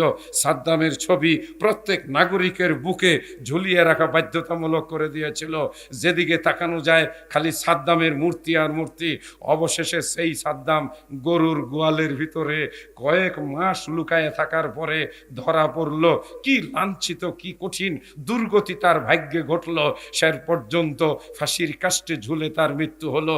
এমনিভাবে আর একজন কর্নেল গাদ্দাফি এমন স্বৈরশাসক হয়ে গেল, এক পর্যায়ে তারও প্রচন্ড ওই যে সেই পতন ঘটল। এ আল্লাহর বান্দারা, অহংকারী হইও না, আল্লাহ অহংকারীকে পছন্দ করে না। এই মেয়েরা, মেয়েদের মধ্যে বড় অহংকার। একটা মেয়ে একটু দেখতে শুনতে সুন্দরী, চেহারাটা একটু সুন্দরী, একটু চেহারাটা লাল অথবা একটু উজ্জ্বল, চেহারাটা গোলগাল, খালি বারবার আয়না দিয়ে দেখে আর খালি অহংকার করে। এই পাড়া প্রতিবেশীদের সঙ্গে এমন একটা ভাব নেয় যেন খুব কয়েকদিনের মধ্যেই কোনো এক সিনেমার নায়িকা হয়ে যাবে। কথা ঠিক কিনা? আবার আরেকজন আছে যার আবার একটু বাবা মা একটু ধনী টাকাওয়ালা, তার অহংকারে পা পড়ে না। এই মেয়েরা, অহংকার করো না। বহু অহংকারী নারীর জীবনে আমি পতন দেখেছি। বহু অহংকারী মেয়ে অহংকারের কারণে জীবনে তারা বর পায় নাই, বিয়েও হয় নাই, তাদের বিয়ে শাদী টিকে নাই। মা বোনেরা যেহেতু আছেন, আমি আপনাদেরকে বলছি, আপনারা কখনো অহংকার করবেন না। আল্লাহ এই ব্যক্তিকে পছন্দ করে না। অহংকার হলো আল্লাহর চাদর, অহংকার হলো আল্লাহর চাদর। কেউ যদি অহংকার করে তাহলে সে আল্লাহর চাদরে ধরে টান দেয়, মানে আল্লাহর সত্তায় ধরে টান দেয়। আল্লাহ তখন আর বরদাস্ত করে না। আল্লাহ পছন্দ করেন তার কাছে চাওয়াকে, আল্লাহ পছন্দ করেন ভিক্ষা করাকে। আল্লাহ দিতে পারলে খুশি হন, আল্লাহ দিতে পারলে খুশি হন। আরও ভালো করে যদি বলি, আল্লাহ রাব্বুল আলামিন আমাদেরকে সৃষ্টি করেছেন আল্লাহর কাছে ভিক্ষা নেওয়ার জন্য। জোরে বলেন সুবহানাল্লাহ। কি নেওয়ার জন্য? আল্লাহ ফেরেশতা বানালেন, ফেরেশতারা আল্লাহর কাছে কিছুই চায় না। কি বুঝলেন? ফেরেশতারা কিছুই চায় না, ফেরেশতারা কিছু খায় না, ফেরেশতারা কোনো গুনাহ করে না, ফেরেশতারা বিয়ে শাদীও করে না, ফেরেশতাদের বউ বাচ্চাও নাই, ফেরেশতারা ঝগড়াও করে না। ফেরেশতারা কি? যা আল্লাহ তাআলা হুকুম করেন তাই করে। আল্লাহ দেখলেন না, এরা এত বেশি ভালো, ঠিক না? এরা এত বেশি ভালো যে এরা আমার কথার বাইরে যায় না। অতএব আল্লাহ রাব্বুল আলামিন ফেরেশতাদের ডাক দিয়ে বললেন, হে আমার ফেরেশতারা, আমি একটা নতুন জাতি বানাতে চাই, যার নাম হবে মানুষ, যার নাম হবে ইনসান। ফেরেশতারা বললেন, আল্লাহ আপনি যে জাতি বানাতে চান, এরা দুনিয়ার বুকে গিয়ে মারামারি করবে, কাটাকাটি করবে, এরা খুন খারাপি করবে, এরা রক্ত প্রবাহিত করবে। আল্লাহ এদেরকে বানানোর দরকার নাই। আমরা আপনার ইবাদত করব, আপনার প্রশংসা করব। ফেরেশতারা বলে, নাহানু নুসাব্বিহু বিহামদিকা ওয়া নুকদ্দিসু লাকা। আল্লাহ আমরা ফেরেশতারা আপনার ইবাদত করব, আপনার বন্দেগী করব, আপনার পবিত্রতা ঘোষণা করব। এদেরকে বানানোর কোনো দরকার নাই। আল্লাহ বললেন, ইন্নী আ'লামু মা লা তা'লামুন। এই ফেরেশতারা শোনো, আমি যা জানি তোমরা তা জানো না। আমি এমন একটা প্রাণী বানাবো, আমি এমন একটা প্রাণী বানাবো, এরা অপরাধ করবে, এরা পাপ করবে, তারপরে তারা অনুশোচনা করবে, এরা আমার কাছে এসে ক্ষমা চাইবে। আমি দয়ালু ক্ষমাশীল, আমি তাদেরকে ক্ষমা করে দেব। আমি এমন একটা জাতি বানাবো যাদের ক্ষুধা লাগবে, এরা খাদ্যের জন্য আমার কাছে খাবার চাইবে, আমি আল্লাহ তাদেরকে খাবার দেব। জোরে বলেন না সুবহানাল্লাহ। আল্লাহ বলেন, আমি এমন একটা জাতি বানাবো যেই জাতি দুইজনে ঝগড়া ফাসাদ করবে, তারপরে দুইজনে মিলে আবার এরা এসে আমার কাছে দাঁড়াবে, দাঁড়িয়ে বলবে, রব্বানা যালামনা আনফুসানা ওয়া ইল্লাম তাগফির লানা ওয়া তারহামনা লানাকুনান্না মিনাল খাসিরিন। আমি এমন একটা জাতি বানাবো যারা আমার কাছে এসে রাতের বেলায় নামাজে দাঁড়িয়ে কাঁদবে, এরা আমার কাছে চাইবে। আমার কাছে চাওয়ার জন্য আমি এমন একটা জাতি বানাবো যেই জাতিটার নাম হলো ইনসান, যেই জাতিটার নাম হলো মানুষ জাতি।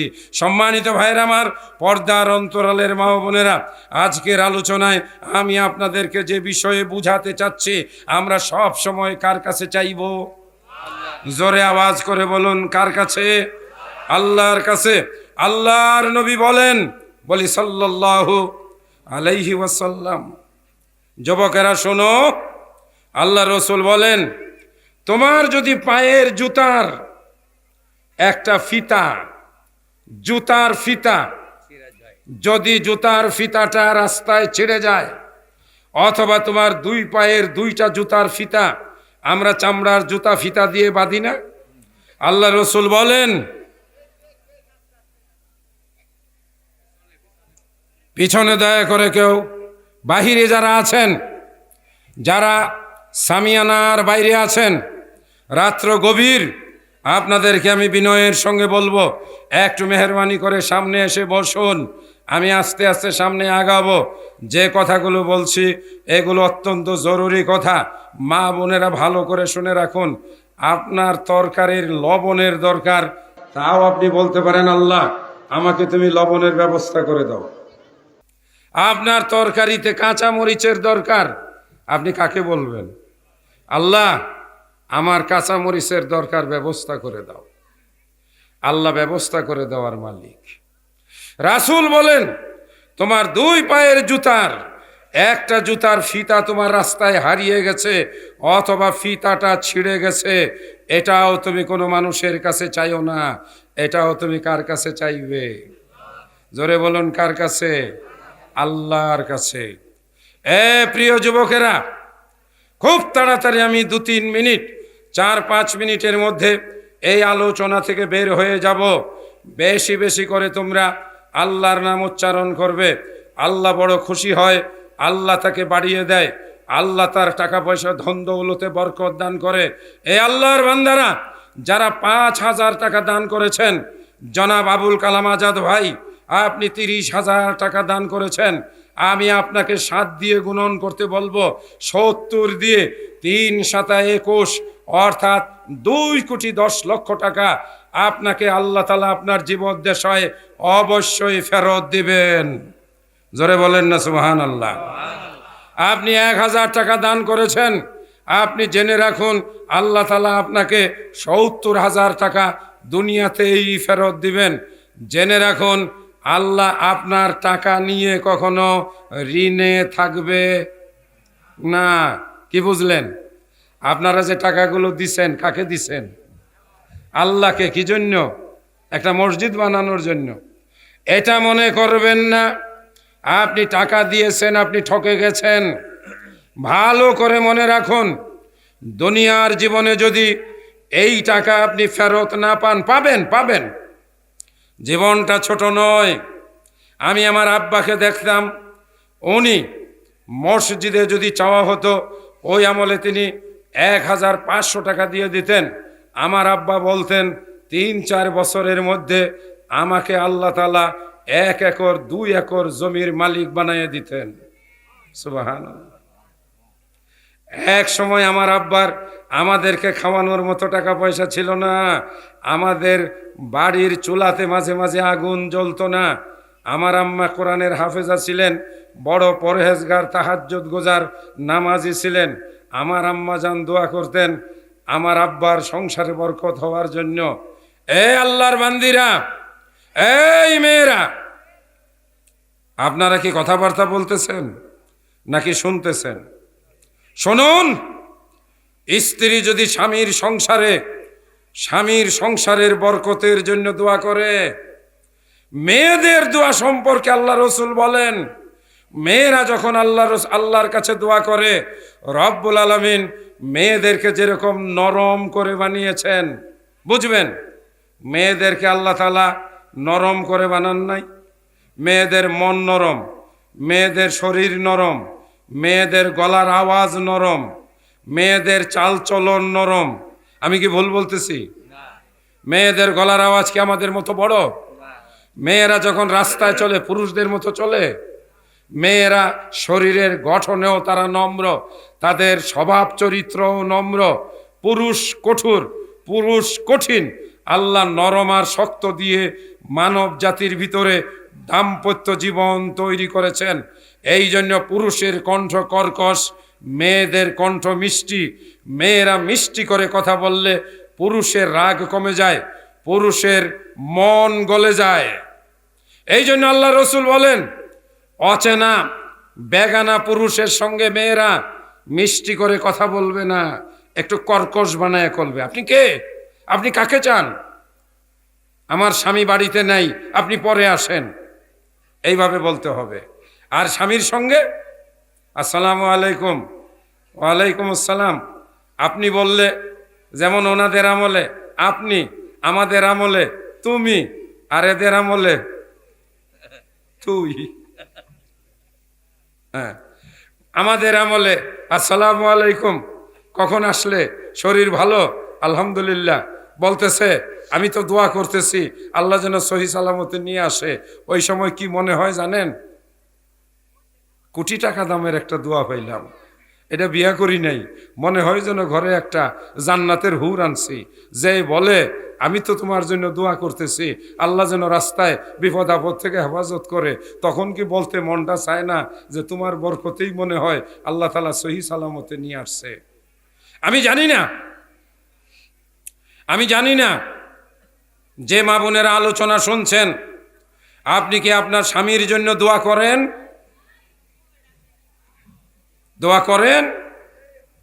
যদি না করেন তাহলে আজকে শুনুন, স্বামীও তার স্ত্রীর জন্য দোয়া করবে, স্ত্রীও তার স্বামীর জন্য দোয়া করবে। মাহফিলের যারা ভলান্টিয়ার বা দু একজন যুবক, পিছনে কিছু ছেলেপেলের উপরে শয়তান ভর করেছে, কেননা শয়তান ইতিমধ্যে বুঝতে পেরেছে এই মানুষগুলো আল্লাহর সঙ্গে কি হচ্ছে, একটা সম্পর্ক তৈরি হয়ে যাচ্ছে। হ্যাঁ, এই যুবকেরা পর্দার আড়ালে ওই পাশে, আল্লাহর গজবের হাত থেকে বাঁচতে চাইলে দয়া করে তোমরা মঞ্চের কাছে চলে আসো। এরপরে আমি কিছু উপমা উদাহরণ দেব ইনশাআল্লাহ। কথা হলো আপনাদের সাথে আমি রাত 12:30 পর্যন্ত কথা বলবো, আপনারা কিন্তু কেউ ঘড়ি দেখবেন না ইনশাআল্লাহ। আবারও ফিরে যাই, আল্লাহ আমাদেরকে বানিয়েছেন কেন? আজকে বলবেন না আল্লাহর ইবাদতের জন্য, আজকে আমার বক্তৃতার পরে বলেন আমাদেরকে আল্লাহ বানিয়েছেন আল্লাহর কাছ থেকে ভিক্ষা চাওয়ার জন্য। চলে বলেন না আলহামদুলিল্লাহ। আল্লাহর কাছে ভিক্ষা চাইতে লজ্জা আছে? আল্লাহ কে? আমার আপনার রব। আল্লাহ কে? তিনি আমার আপনার সব। আল্লাহ কে? তিনি আমার আপনার রব। রব মানে কে? যিনি খালি সব দেন, যিনি সব দেয়, যিনি সব দেওয়ার মালিক। এইটা মনের ভিতরে গেঁথে রাখবেন, এটা মনের ভিতরে গেঁথে রাখবেন। মূসা আলাইহিস সালাতু ওয়াস সালাম বের হলেন, তার শিষ্যদের খাবারের ব্যবস্থা নাই। মূসা আলাইহিস সালাম ডাক দিলেন, ইয়া রব্বে, হে আমার রব, এরা ঈমান এনেছে তোমার উপরে, এদের খাবারের তুমি ব্যবস্থা করে দাও। কোরআন মাজিদে আল্লাহ পাক এই ঘটনা বর্ণনা করেছেন। আল্লাহ কোরআন মাজিদে বলেন, আমি কি তাদেরকে আকাশ থেকে খাবারের ব্যবস্থা করি নাই? মান্না এবং সালওয়া আকাশ থেকে আল্লাহ পাক বনি ইসরাইলের জন্য খাবারের ব্যবস্থা করলেন। এই আল্লাহর বান্দারা এবার শুনুন, রাসূল সাল্লাল্লাহু আলাইহি ওয়াসাল্লাম তাবুকের যুদ্ধে গেলেন, মুসলমানদের খাবার ফুরিয়ে গেল। আল্লাহ রসুল আল্লাহর কাছে দোয়া করলেন, এ আল্লাহ তুমি তোমার বান্দাদের জীবিকার ব্যবস্থা করে দাও। নদীর পারে একটা চরের মধ্যে মুসলমানেরা সেখানে ঘোড়া দৌড়িয়ে ছুটে গেলেন, গিয়ে দেখলেন সেখানে একটা বিরাট বড় মাছ সাগরের তীরে চরের মধ্যে আটকা পড়ে আছে, যেটা এখনো জীবিত। সাহাবায়ে কেরামগণ তারা তাদের তরবারি দিয়ে ওই মাছটা কেটে কেটে তারা এনে খাবার শুরু করলেন। আপনারা শুনে আশ্চর্য হবেন, ওই মাছের চোখের গর্তটা এত বড় ছিল, যেই মাছের চোখের গর্তের ভিতরে 8 জন সাহাবী বসে খোলামেলা ভাবে গল্প করতে পারত। মাছের এক একটা পাঁজরের হাড্ডি, এই যে বাম পাশের পাঁজরের হাড্ডি, আপনারা দেখবেন বড় রুই মাছ কাতল মাছের পাঁজরের হাড্ডিটা বেশ মানে কাঁটাটা একটু বড় হয়, আর ওই মাছটার কাঁটা এত বড় হয়েছিল, মাটি থেকে এই পাশ থেকে ওই পাশে দিলে একজন মানুষ উটের পিঠে বসে ওই মাছের কাঁটার নিচ দিয়ে যেতে পারত। চিৎকার করে বলেন সুবহানাল্লাহ। আল্লাহ কি খাবারের ব্যবস্থা করে দিতে পারে না? এই আল্লাহর বান্দারা, মাওলানা আব্দুল মালেক হাফিজাহুল্লাহ উনি কিন্তু অনেক বড় প্রবীণ আলেম, বহু বছর আগের, মাশাআল্লাহ তিনি সব ঘটনার দৃশ্য জানেন। 1974 সালে বাংলাদেশের মানুষের সংখ্যা ছিল মাত্র 7.5 কোটি।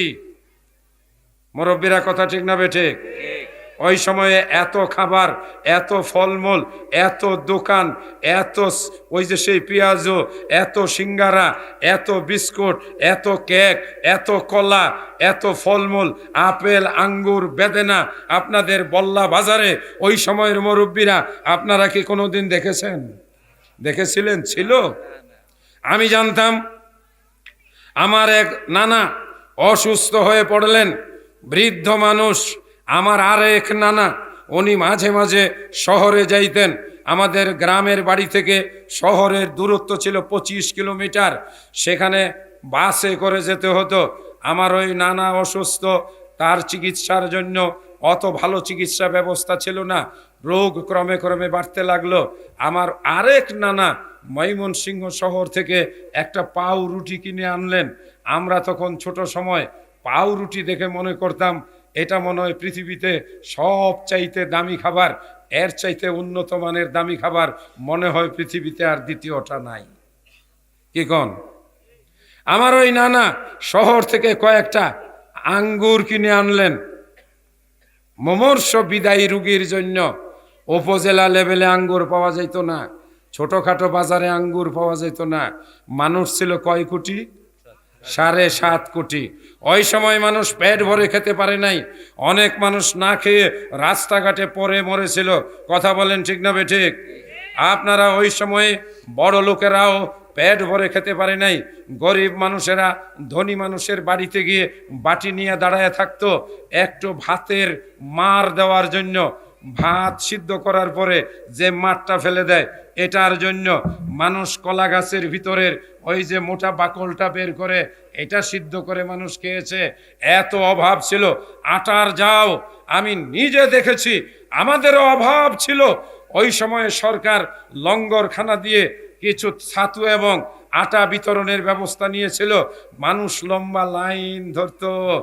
আজকের দিনে সম্মানিত ভাইয়ের আমার, বাংলাদেশে মানুষের সংখ্যা প্রায় 20 কোটির উপরে। হিসাবে বলে 18 কোটি না, আরো বেশি। ওইটা একটা ভুয়া হিসাব, ওই বিদেশিদের বোঝানোর জন্য। কত মানুষ এখন আলহামদুলিল্লাহ জীবিকার অভাব আছে, ফলমূলের অভাব আছে। 18 কোটি মানুষকে খাওয়ায় কে? জোরে বলেন, খাওয়ায় কে?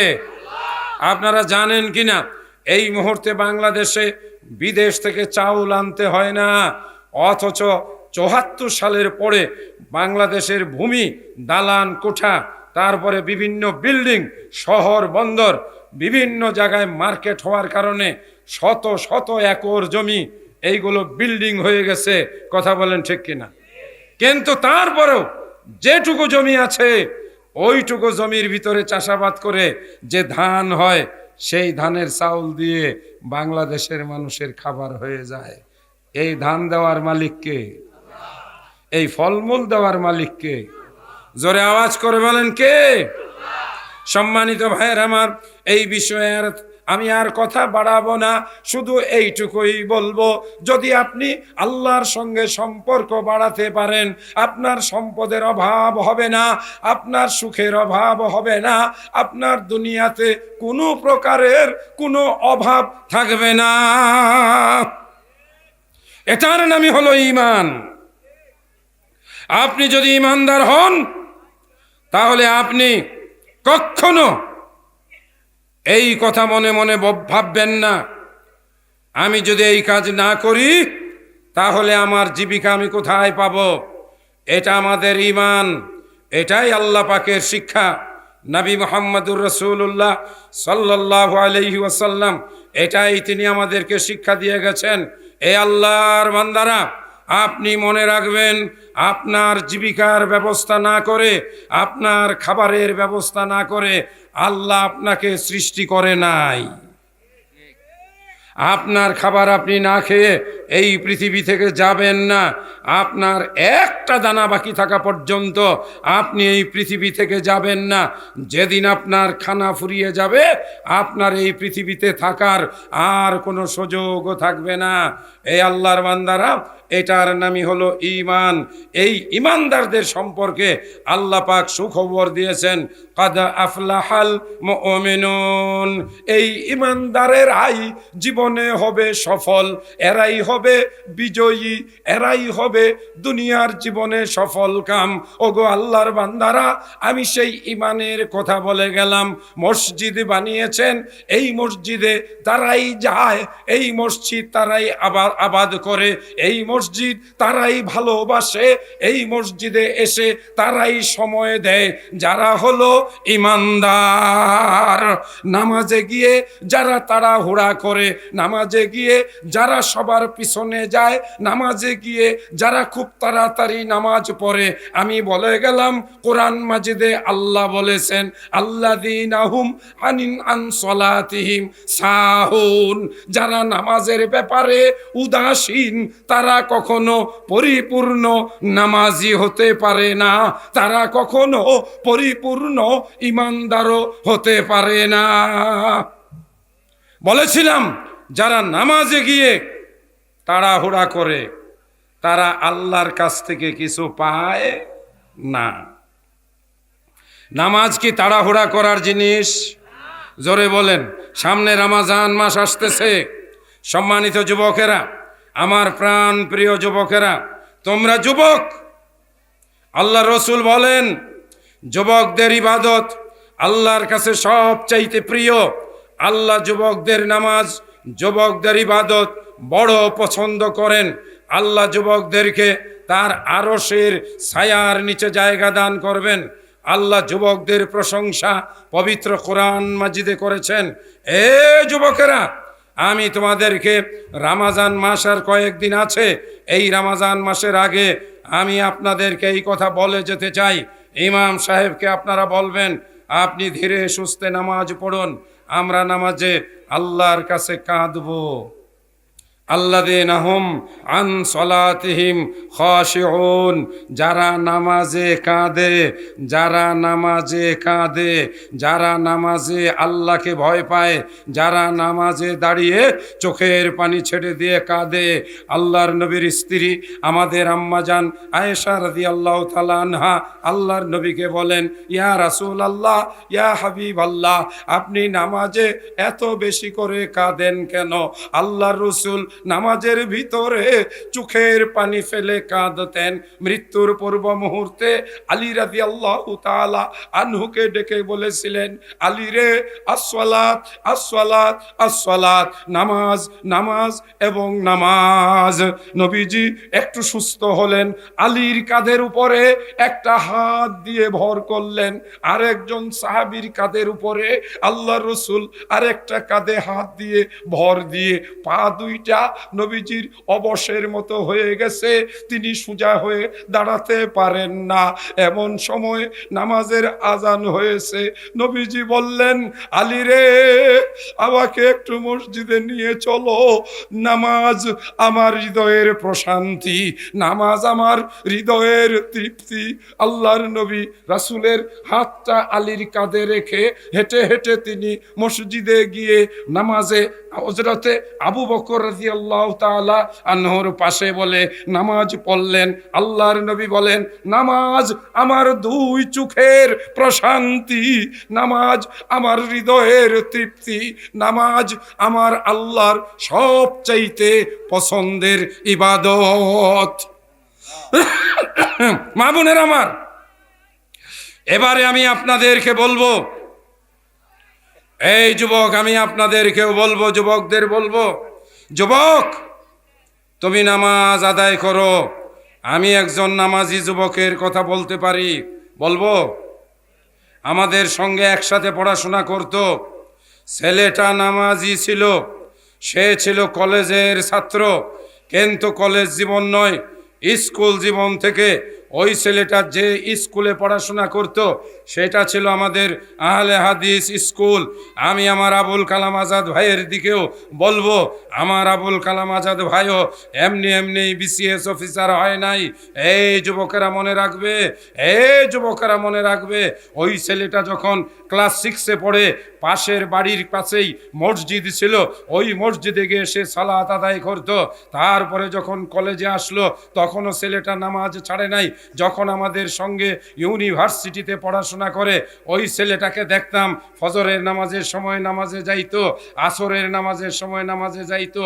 আমরা মাদ্রাসার ছাত্র, আমরা তো মাদ্রাসা পড়ুয়া ছাত্র, আমরা তো নামাজে যাবই, এটাই স্বাভাবিক নিয়ম। কিন্তু আমি ওই কলেজের ছেলেটাকে দেখেছি, যখন ওই নামাজের সময় আসতো আমাদেরকেও মাঝে মাঝে ডাক দিত, বন্ধু চলো চলো নামাজ পড়ে আসি। আমরা মাঝে মাঝে আলসামি করতাম, কিন্তু ছেলেটা পাক্কা নামাজি ছিল, এখনো সে নামাজ পড়ে। এই যুবক ছেলেরা, জীবনে যদি সফল হতে চাও, জীবনে যদি কামিয়াব হতে চাও, জীবনে যদি বড় হতে চাও, জীবনে যদি ভদ্র হতে চাও, জীবনে যদি বড় চাকরি পেতে চাও, জীবনে যদি যে ব্যবসা বাণিজ্য করে লাভবান হতে চাও, তবে আমাদের বাংলাদেশের মানুষেরা হালাল পথে উপার্জন করতে চায় না। মারিং কাটিং করে, চুরি করে, অপরেরটা আত্মসাৎ করে বাঙালির চরিত্র বড় লোক হওয়া। কথা বলেন ঠিক কিনা? ওই যে এক পুলিশ অফিসারের কথা শোনেন নাই? প্রেসিডেন্ট রিসোর্ট তৈরি করেছিল কোথায়? কিশোরগঞ্জের হাওড়ের ভিতরে। আমি নাম বলি নাই। ওখানে নাকি হেলিকপ্টার দিয়ে লোকজন যাইতো। একটা রিসোর্টের একটা কক্ষের ভাড়া ছিল 3,000 থেকে নিয়ে 30,000 পর্যন্ত। যাইতো কারা? নায়িকা, গায়িকা, মন্ত্রী, এমপি, রাজনৈতিক নেতা, খেতা, পাতি নেতা, বড় নেতা, ছোট নেতা, মাইজলা নেতা, চুরি চামারি করে যারা পয়সা বানাইছে এরা সেখানে যাইতো, মৌজ করত। আর এই পুলিশ অফিসার যখন ডিবিতে পাবলিক ধৈর্য নিয়ে ফিডাইতো আর আয়না ঘরে ভরত। এইভাবে উত্তরায় 60টা বাসা, কয়টা? 60টা বাসা নিজের নামে লিখে নিছে। ছোট একটা বাচ্চা মেয়ে, টুকটুকা লাল ফর্সা, আবার ওই পুলিশ অফিসারে জানি কি বলছে, কি কইলে ডাকতো, আউন আঙ্কেল, আউন আঙ্কেল। এই যে বর্তমান পরিস্থিতি, তার এই সম্পদ ওই রিসোর্টে। গত কিছুদিন আগে সংবাদ এসেছে ওই রিসোর্টের ভিতরে এখন কুত্তায় গিয়ে ওই রিসোর্টের ভিতরে থাকে, দরজা নাই, জানালা নাই, সব পাবলিকে ভেঙে ফেলেছে। এই সম্পদ কি হইল? আজকে সে কোথায় আছে তার কোনো খবর আছে? জোরে বলেন, কথা ঠিক না বেঠিক? এই আল্লাহর বান্দারা, হারাম নয় বরং হালাল উপার্জন করো, এটাই সকলের চিন্তা ভাবনা হওয়া উচিত। যুবক, আমি আপনাদেরকে এবং মা বোনদেরকে লক্ষ্য করে বলছি, মা বোনেরা, নামাজটা সহি শুদ্ধভাবে ভালোভাবে আদায় করবেন। একটু কষ্ট হলেও রমজান মাসের আগে, আমাদের সভাপতি মহোদয়ের অনুমতি নেই, একটু পারমিশন দেন। মহিলারা যেহেতু প্রজেক্টরের মাধ্যমে আমার আলোচনা শুনছেন, মা বোনেরা, আমি আপনাদেরকে একটু সহিভাবে নামাজ আদায়ের পদ্ধতি শিখাইয়ে দিয়ে যাব। আপনারা একটু সময় দিবেন তো? কারণ তারা জুমার নামাজে আসলেও ওইভাবে খুতবা দেখে তারা নামাজ শিখতে পারে না। যেহেতু আজ মাহফিলে প্রজেক্টরের মাধ্যমে তারা সরাসরি বক্তার কথা শুনছেন বা দেখছেন, আমি তাদেরকে নামাজটা শেখাবো। যুবক, তোমরাও ভালো করে নামাজ আদায় করবে। আল্লাহ রসুল বলেন, সাল্লু কামা রাআইতুমুনি উসাল্লি, আমাকে যেভাবে নামাজ পড়তে দেখো তোমরা সেইভাবে নামাজ পড়ো। দুর্ভাগ্য, আমাদের বাংলাদেশে নবীর নামাজ যথাযথভাবে আদায় হয় না। বাংলাদেশে যে নামাজ পড়া হয় এটা বাংলাদেশি নামাজ। অনেক মা বোনেরা আমাদের সমাজে তারা বিয়ের মাধ্যমে আসেন, তারা তাদের সমাজের নামাজ আমাদের সমাজে এসে পড়েন। আমাদের সমাজের অনেক মেয়েরাও তাদের সমাজে বিয়ে শাদীর মাধ্যমে যান, তারাও গিয়ে সেখানে আমাদের নামাজ ভুলে যান। না, আমাদের নামাজ নয়, এটা হলো বিশ্বনবী মুহাম্মদুর রাসূলুল্লাহ সাল্লাল্লাহু আলাইহি ওয়াসাল্লামের নামাজ। রমজান মাস কিন্তু বেশি বাকি নাই, এসে পড়েছে। রমজান মাসের রোজা রাখার পরে সবচাইতে বড় ইবাদতের নাম নামাজ। সবচাইতে বড় ইবাদতের নাম নামাজ। এই ছেলেরা, নামাজ পড়বে তো ইনশাআল্লাহ? নামাজ পড়লে কার সাথে সম্পর্ক হয়? জোরে বলো, কার সাথে? তিনি কি দেন? বান্দার যা দরকার তিনি সব কিছু দেন। তুমি পড়ার জন্য বলবে রব্বির জিদনি ইলমা, আল্লাহ তুমি আমাকে এলেম দাও। পড়া মুখস্থ হয় না, নামাজের পরে তুমি বলবে রব্বিশ শাহলি সদরি ওয়ায়াসসিরলি আমরি ওয়াহলুল উকদাতাম মিন লিসানি ইয়াফকাহু কাওলি। আমি যে ছেলেটার কথা বলতেছিলাম, যেই ছেলেটা নামাজি ছিল, এই ছেলেরা শুনে রাখো, ওই ছেলেটা 5 ওয়াক্ত নামাজি ছিল। বিশ্ববিদ্যালয়ে নামাজ পড়তো, কখনো নামাজ ছেড়ে দিত না। আমার সঙ্গে তার তুমি সম্পর্ক। ওই ছেলেটা বিসিএস পরীক্ষা দিল। আমি আমার ভাই আবুল কালাম আজাদের দৃষ্টি আকর্ষণ করে বলছি, ছেলেটা বিসিএস পরীক্ষা দিল, প্রশাসন ক্যাডারে সে চান্স পেয়ে গেল, ম্যাজিস্ট্রেট হলো, উপজেলায় যোগদান করলো। কিছুদিন গেল, কয়েক বছরের ভিতরেই তার প্রমোশন হলো। এইবার সেই ছেলেটাই আজকে একজন টিএনও হয়ে গেল। তারপরে কিছুদিন পরে সে ইংল্যান্ডে পিএইচডি করার চান্স পেল, ইংল্যান্ডে চলে গেল, সেখানে রাষ্ট্রদূতের ভূমিকায় সেখানে কিছুদিন চাকরি করলো। তারপরে দেশে ফিরে আসলো, জয়েন্ট সেক্রেটারি হয়ে গেল।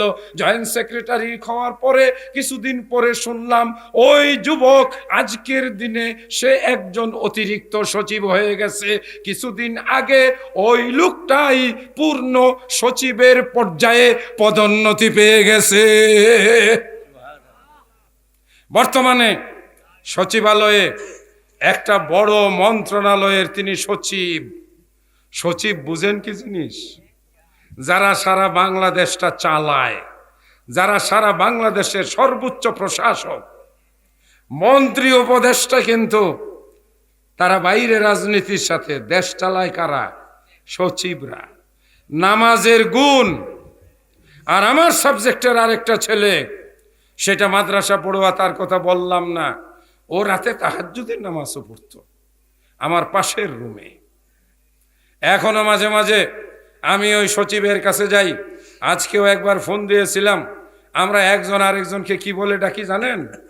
ও আমাকে দেখলে বলে, বন্ধু ঢুকে পড়ো আমার রুমে, পারমিশন লাগবে না। আর দরজায় দাঁড়াই বলি, বন্ধু আইসা পড়ছি চা খাওয়ার জন্য।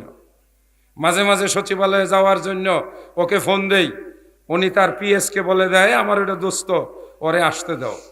একজন সচিব, যার রুমে ঢোকা অনেক কঠিন ব্যাপার। আমাদের আবুল কালাম ভাই জানেন সচিবের পদমর্যাদা কত। উনি মনে মনে আশা করেন আমরা আজকে ওনার জন্য দোয়া করতে পারি না। 30,000 টাকা দিয়েছেন, ওনার ছেলের জন্য দোয়া করছি, কিন্তু ছেলের বাপের জন্য তো দোয়া করি নাই। আবুল কালাম ভাই কই আছে? না চলে গেছে? হ্যাঁ, আসছে না বলে শুনলাম। কোথায় আছেন আপনি? অফিসে? আর নিয়ে আসেন, ওনার জন্য দোয়া হবে। এখন আমি ওনাকে আল্লাহ যেন সচিব বানায় দেয়, সেই জন্য দোয়া করব। একটু কাছে না না কারে দেখামু? পরে দেখামু আরেকজন রে আল্লাহ বানাই দিব হেরে সচিব, পরে তো আমার আসল সচিব বঞ্চিত হবে। কথা বলেন ঠিক কিনা? সম্মানিত ভাইয়ের আমার, নবীর তরিকা অনুযায়ী চলতে হবে, নবীকে ভালোবাসতে হবে। একজন মহিলার কথা জানি, যিনি নবীকে ভালোবাসতেন হৃদয় মন দিয়ে। আমার মা বোনেরা, আপনাদেরকে আমি সেই মহিলার কথা শোনাবো ইনশাআল্লাহ। সম্মানিত সুধীবৃন্দ, আপনাদের সঙ্গে আমার ওয়াদা ছিল 12:30 পর্যন্ত, আর পিছনে একজন বলেছিলেন 1টা পর্যন্ত। ইনশাআল্লাহ আমরা আজকে যে ময়দানে বসেছি রমজান কেন্দ্রিক আর কিছু কথা বলবো। যদি এই কথা বলার ভিতরে আমরা কিছু দোয়া কালাম সুযোগ হয় আপনাদেরকে শোনাবো। পাশাপাশি শিরক বিদাত মুক্ত আহলুল হাদিস হিসাবে আমরা ইবাদত বন্দেগী করার জন্য প্রশিক্ষণ নিব। আজকে ওয়াদা করব, এই যুবক ছেলেরা 5 ওয়াক্ত সালাত আদায় করব, 5 ওয়াক্ত সালাত আদায় করব। নামাজ আমরা কখনো ছাড়বো না। জোরে আওয়াজ করে বলি ইনশাআল্লাহ। সফল হয় কে? নামাজি হয় যে। বলো আমার সঙ্গে, সফল হয় কে? নামাজি হয় যে নামাজি যে নয়, জীবনে তার কোনো সফলতাও নয়। কারণ দুনিয়ার সফলতা দেখা দৃষ্টিতে যে বেনামাজি হবে, যে নামাজ পড়বে না, দেখবেন সে হয়তো সুদ খাবে, সুদের মাধ্যমে কিছু টাকা পয়সা উপার্জন করবে, কিন্তু সুদের কিন্তু কোনো শান্তি নাই, সুখ নাই। বহু সুদখোর মানুষকে আমি দেখেছি যারা শেষ জীবনে বড় রকমের রোগে আক্রান্ত হয়ে কঠিন অসুস্থ হয়ে যারা মৃত্যুবরণ করেছে, অথবা যারা সুদ খায়, সুদখোরদের তারা বংশ নির্বংশ হয়ে গেছে। আমি এমনও সুদখোরের কথা জানি যার বংশে এখন একটা মানুষও ওই বংশে বাতি জ্বালানোর মতো কেউ নাই। কথা বলেন ঠিক কিনা?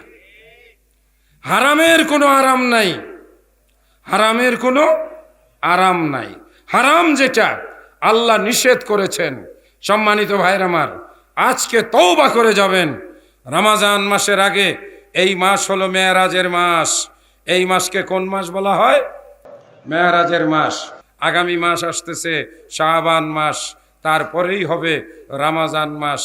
আমরা আজকে যে সময় বক্তৃতা শুনছি ঠিক এরকমই কাছাকাছি একটা সময়ে আল্লাহ পাক আমাদের নবী মুহাম্মদুর রাসূলুল্লাহ সাল্লাল্লাহু আলাইহি ওয়াসাল্লামকে 7 আসমানের উপরে নিয়ে গিয়েছিলেন। 7 আসমান অতিক্রম করে আল্লাহর আরশের নিকটবর্তী নিয়ে গিয়েছিলেন। আল্লাহর নবীকে আল্লাহ পাক এই সফরের মধ্যে জান্নাত দেখিয়েছিলেন। আমার সম্মানিত ভাইয়েরা, যেই জান্নাত বান্দাদের জন্য আল্লাহ তৈরি করে রেখে দিয়েছেন, এক অসম্ভব সুন্দর, এক আকর্ষণীয়, এক অকল্পনীয়, এক নিয়ামতে ভরপুর এক জান্নাত আল্লাহ রাব্বুল আলামিন তৈরি করে রেখে দিয়েছেন। এমন কোন চক্ষু নাই যা, এমন কোন চক্ষু নাই যা দেখছে কোনো দিন, এমন কোন কর্ণ নাই যা শুনছে কোনো দিন। সোনার উপর দালান কোঠা পাবে মনের মতো, স্প্রিং এর গদি তাতে থাকবে শত শত, ফুল বিছানা কোমল সজ্জা স্বর্ণ খাটের পরে সাজায় রেখেছেন আল্লাহ পাশাপাশি করে। এর নাম জান্নাত।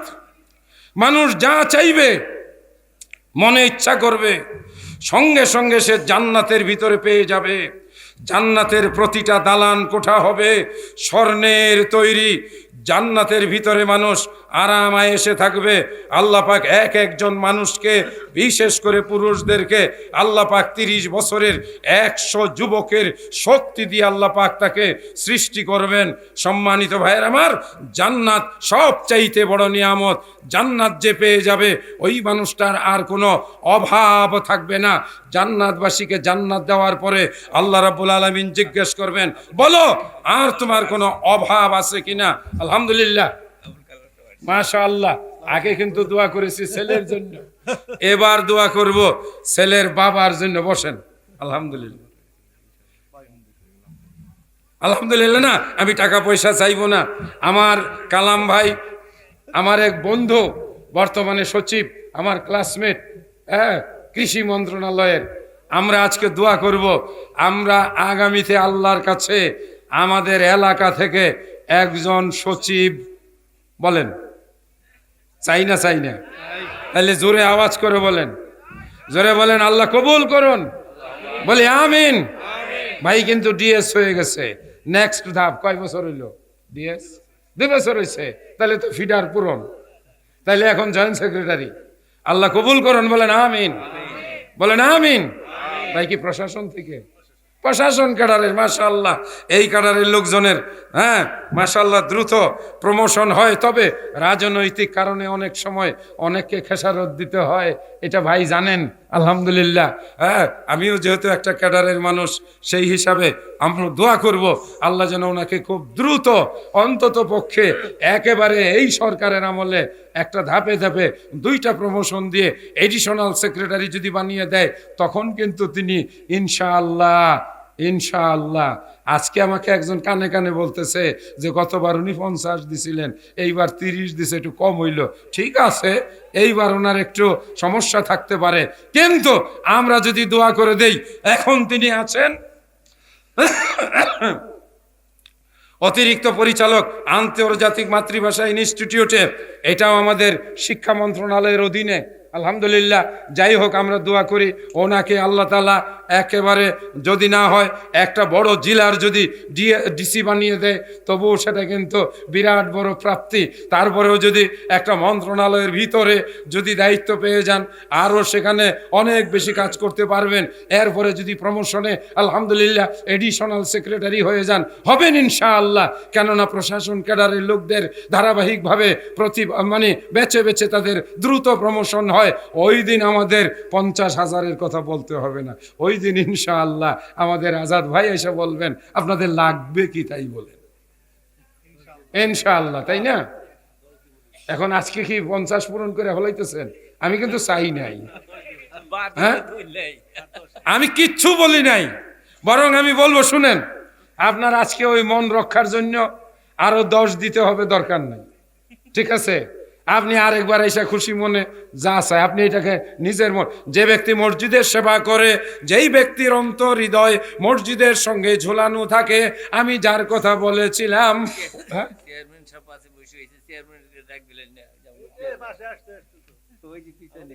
চেয়ারম্যান ভাই দিন ফিরে আইছে, দিন ফিরে আইছে, কিন্তু আল্লাহ ফিরাই দিছে, কথা ঠিক কিনা বলি? আলহামদুলিল্লাহ। এখন কিন্তু আর কোনো ডর ভয় নাই। এই যে দেখেন না, আমি সরকারি কর্মকর্তা, আমি ভাইজানের সাথে অনেক সিনিয়র ব্যাচের লোক। আমি 16, উনি সম্ভবত কত 28, তাহলে উনি 28 আর আমি 16, বুঝেন? হ্যাঁ, আগে কথা বলার সময় অনেক চিন্তা ভাবনায় বলতাম, প্রশাসন ক্যাডারের লোক আমার সামনে বসা। এখন কিন্তু আমাদের ওই যে প্রধান উপদেষ্টা বইলা দিছে, কথা কইবেন মন খুইলা, ইসলামের কথা, হক কথা, দুর্নীতির বিরুদ্ধে আপোষহীন কথা, ইনশাআল্লাহ। চেয়ারম্যান সাহেব কইয়া ফেলেন, এখন আমি বলে দিছি। তাহলে এখন একটা আছে কাছাকাছি পাশাপাশি, তাই না? হ্যাঁ, একসাথে।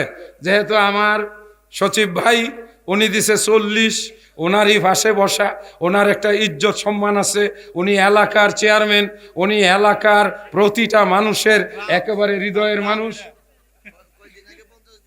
এখানে 50, মাশাআল্লাহ, উনি সভা ছাড়াই দিছেন 50। আমি কিন্তু গতবার 1 লাখ টাকার ওয়াদা করে গিয়েছিলাম এবং আমি সেই 1 লাখ টাকা কিন্তু দিয়েছি, আলহামদুলিল্লাহ। ফলে বক্তায় যদি 1 লাখ টাকা দেয়, তাহলে চেয়ারম্যান 50 দিছে, অন্তত পক্ষে 1 লাখ 1 টাকা হইলেও উপরে থাকার দরকার, ইনশাআল্লাহ। বলেন ইনশাআল্লাহ। ইনশাআল্লাহ বলছে, লিল্লাহি তাকবীর, লিল্লাহি তাকবীর, মাশাআল্লাহ। আমাদের মাননীয় আমাদের চেয়ারম্যান জনাব নুরুল ইসলাম, তাই না? এটাই তো 10 নম্বর কোকডহরা ইউনিয়ন পরিষদ। ভাইজান আগে 50,000 টাকা দিয়েছেন, আরো 50,000 টাকা ইনশাআল্লাহ। তবে আমাদের এই সরকার যদি মাশাআল্লাহ দুর্নীতিমুক্ত সমাজ ব্যবস্থা কায়েম করতে পারেন, আমরা দোয়া করি এবং আমরা বর্তমানে এই সরকারকে সর্বতোভাবে আমরা যারা রয়েছি আমরা তাদেরকে সমর্থন দিয়ে যাচ্ছি। এই দেশে যেন দুর্নীতি আর বাসা না বাঁধে, এই দেশের পিয়ন যেন,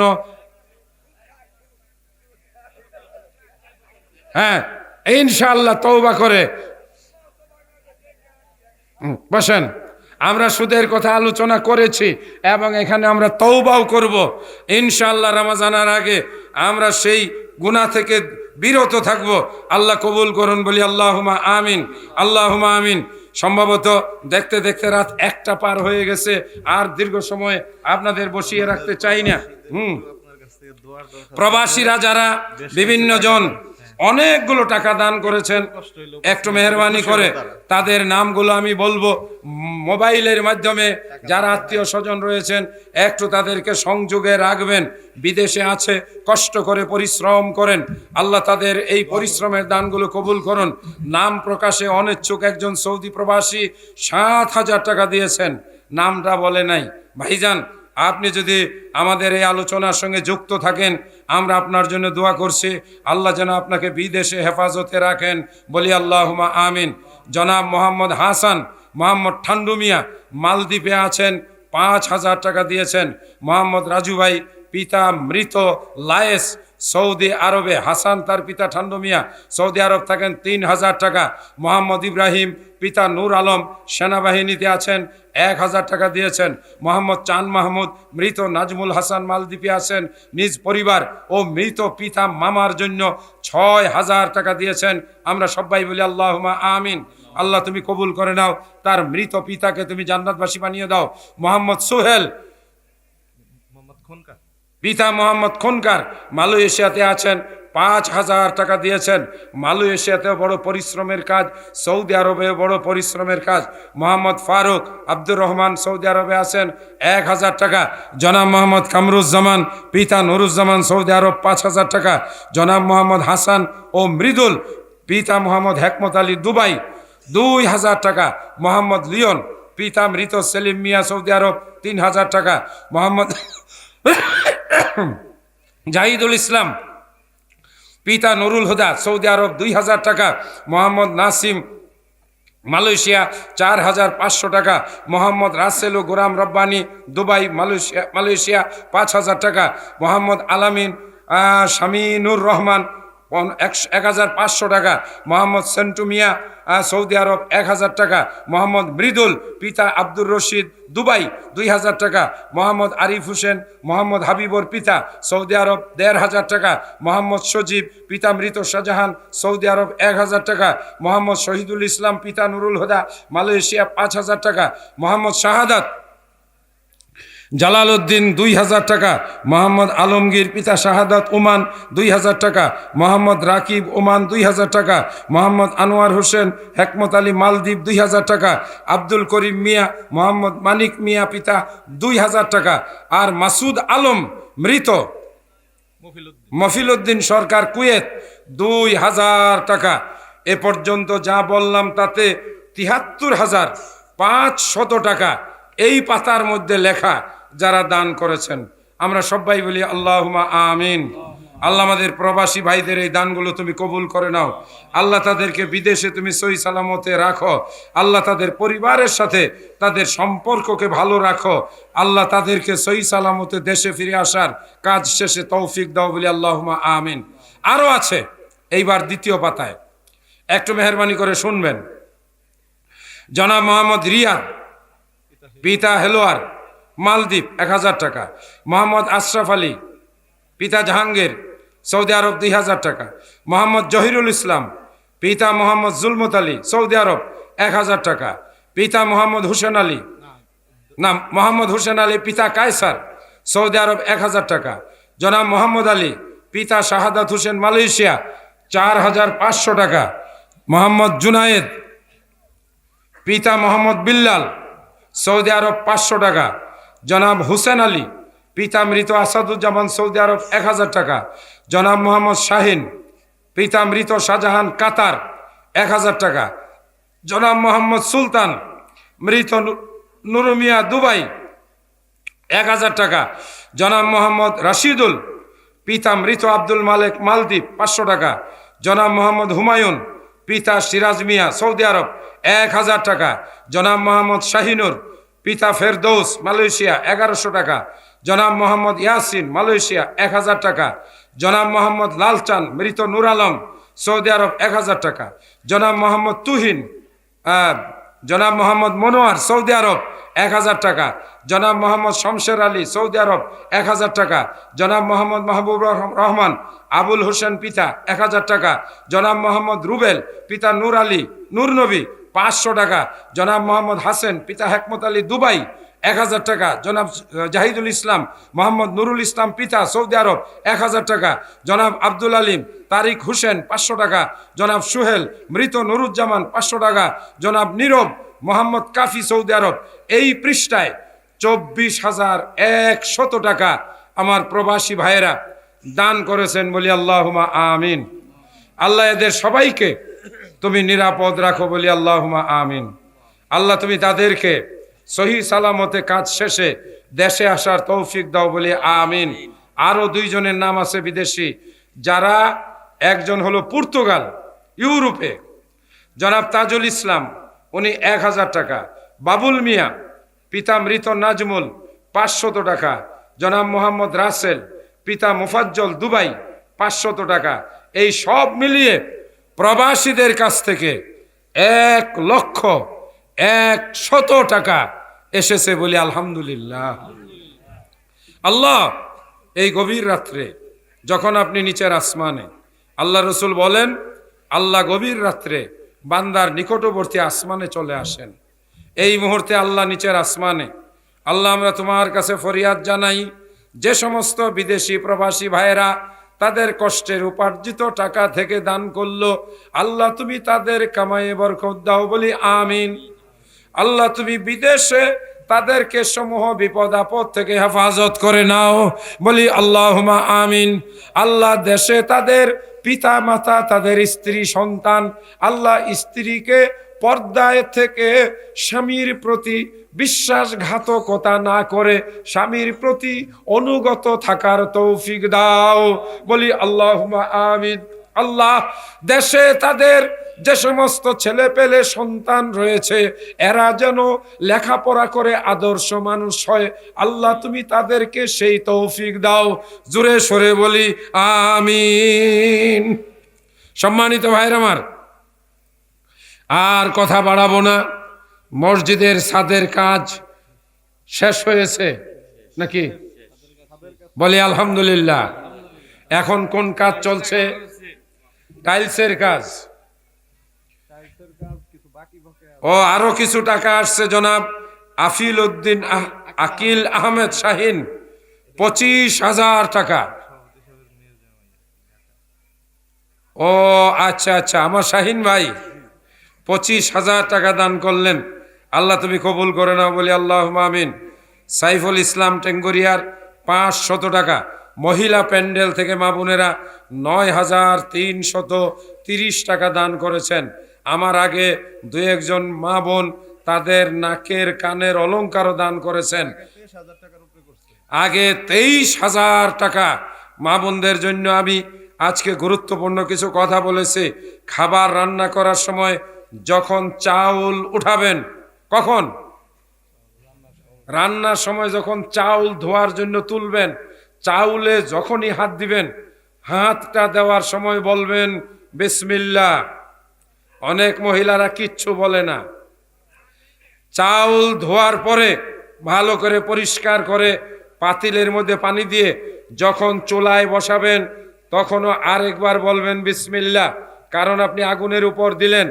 চাউল যখন রান্না হয় মাঝে মাঝে বলবেন আস্তাগফিরুল্লাহ, আস্তাগফিরুল্লাহ, আস্তাগফিরুল্লাহ। স্বামীকে খাবার দেওয়ার সময়, প্লেটে ভাত দেওয়ার সময় বলবেন বিসমিল্লাহ। পাতিলের ডান পাশ থেকে খাবার উঠাবেন, পাতিল ঢেকে রাখবেন, সব সময় পাতিল ঢেকে রাখবেন। ইনশাআল্লাহ আপনার বাড়িতে কখনো অভাব আসবে না। এটা নবী করিম সাল্লাল্লাহু আলাইহি ওয়াসাল্লাম বলেছেন। স্বামীকে খাওয়ানোর সময় পাশে বসবেন, মিষ্টি দৃষ্টিতে স্বামীর দিকে তাকাবেন, ভালো মন্দ জিজ্ঞাসা করবেন, খাবার ভালো হয়েছে কিনা। স্বামী আপনিও স্ত্রীকে খুশি করার জন্য বলবেন আলহামদুলিল্লাহ, খুব ভালো হয়েছে, খুব ভালো হয়েছে। আল্লাহর বান্দারা, স্বামী আর স্ত্রী একজন আরেকজনের পরিপূরক। আপনার স্ত্রী রান্না করতে গিয়ে আজকে একটু লবণ কম দিয়েছে, আপনি সেই জন্য রাগ করে ভাতের প্লেট ছুঁড়ে মারবেন না। আপনি যদি ভাতের প্লেট ছুঁড়ে মারেন, আপনি আপনার কপালের মধ্যেই কুড়াল মারলেন। কি বলেন?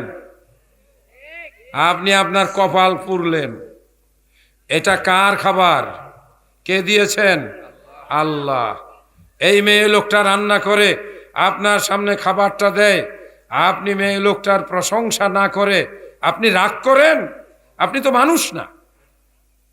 কি বলেন ভাইজান?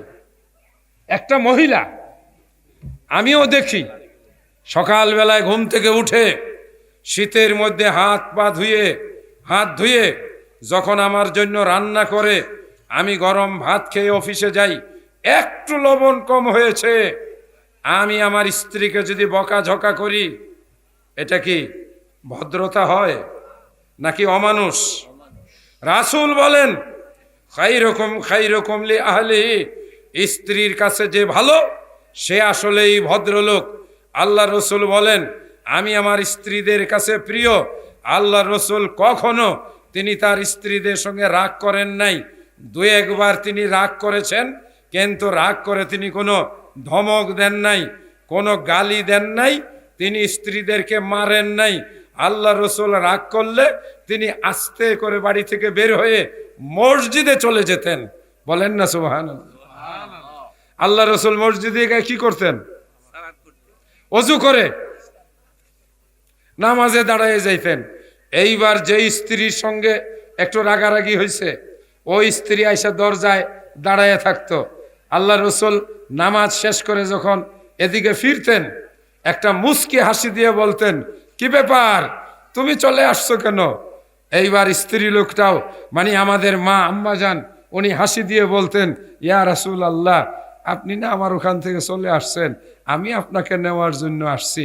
রাসূল মুস্কি হাসি দিয়ে বলতেন, আমি একটু নামাজ পড়লাম, আমি তো নামাজ পড়ে আসতামই। দেখছেন, রাগ কিন্তু মিটে গেল।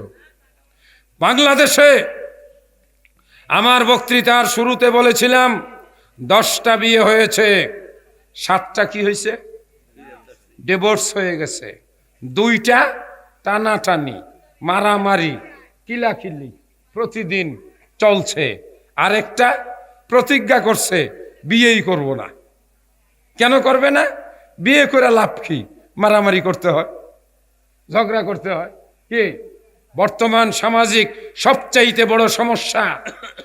এই মেয়েরা, মহিলারা যদি মিষ্টভাষী হয়, মহিলারা যদি স্বামীর প্রতি অনুগতা হয়, স্বামীকে যদি ভালোবাসে, আল্লাহ রসুল বলেন স্বামী স্ত্রী যদি তার কাছে বসে মিষ্টি হাসি দিয়ে খাবার তুলে দেয়, আল্লাহর নবী বলেন ওই খাবারে আসমান থেকে বরকত নাজিল হয়।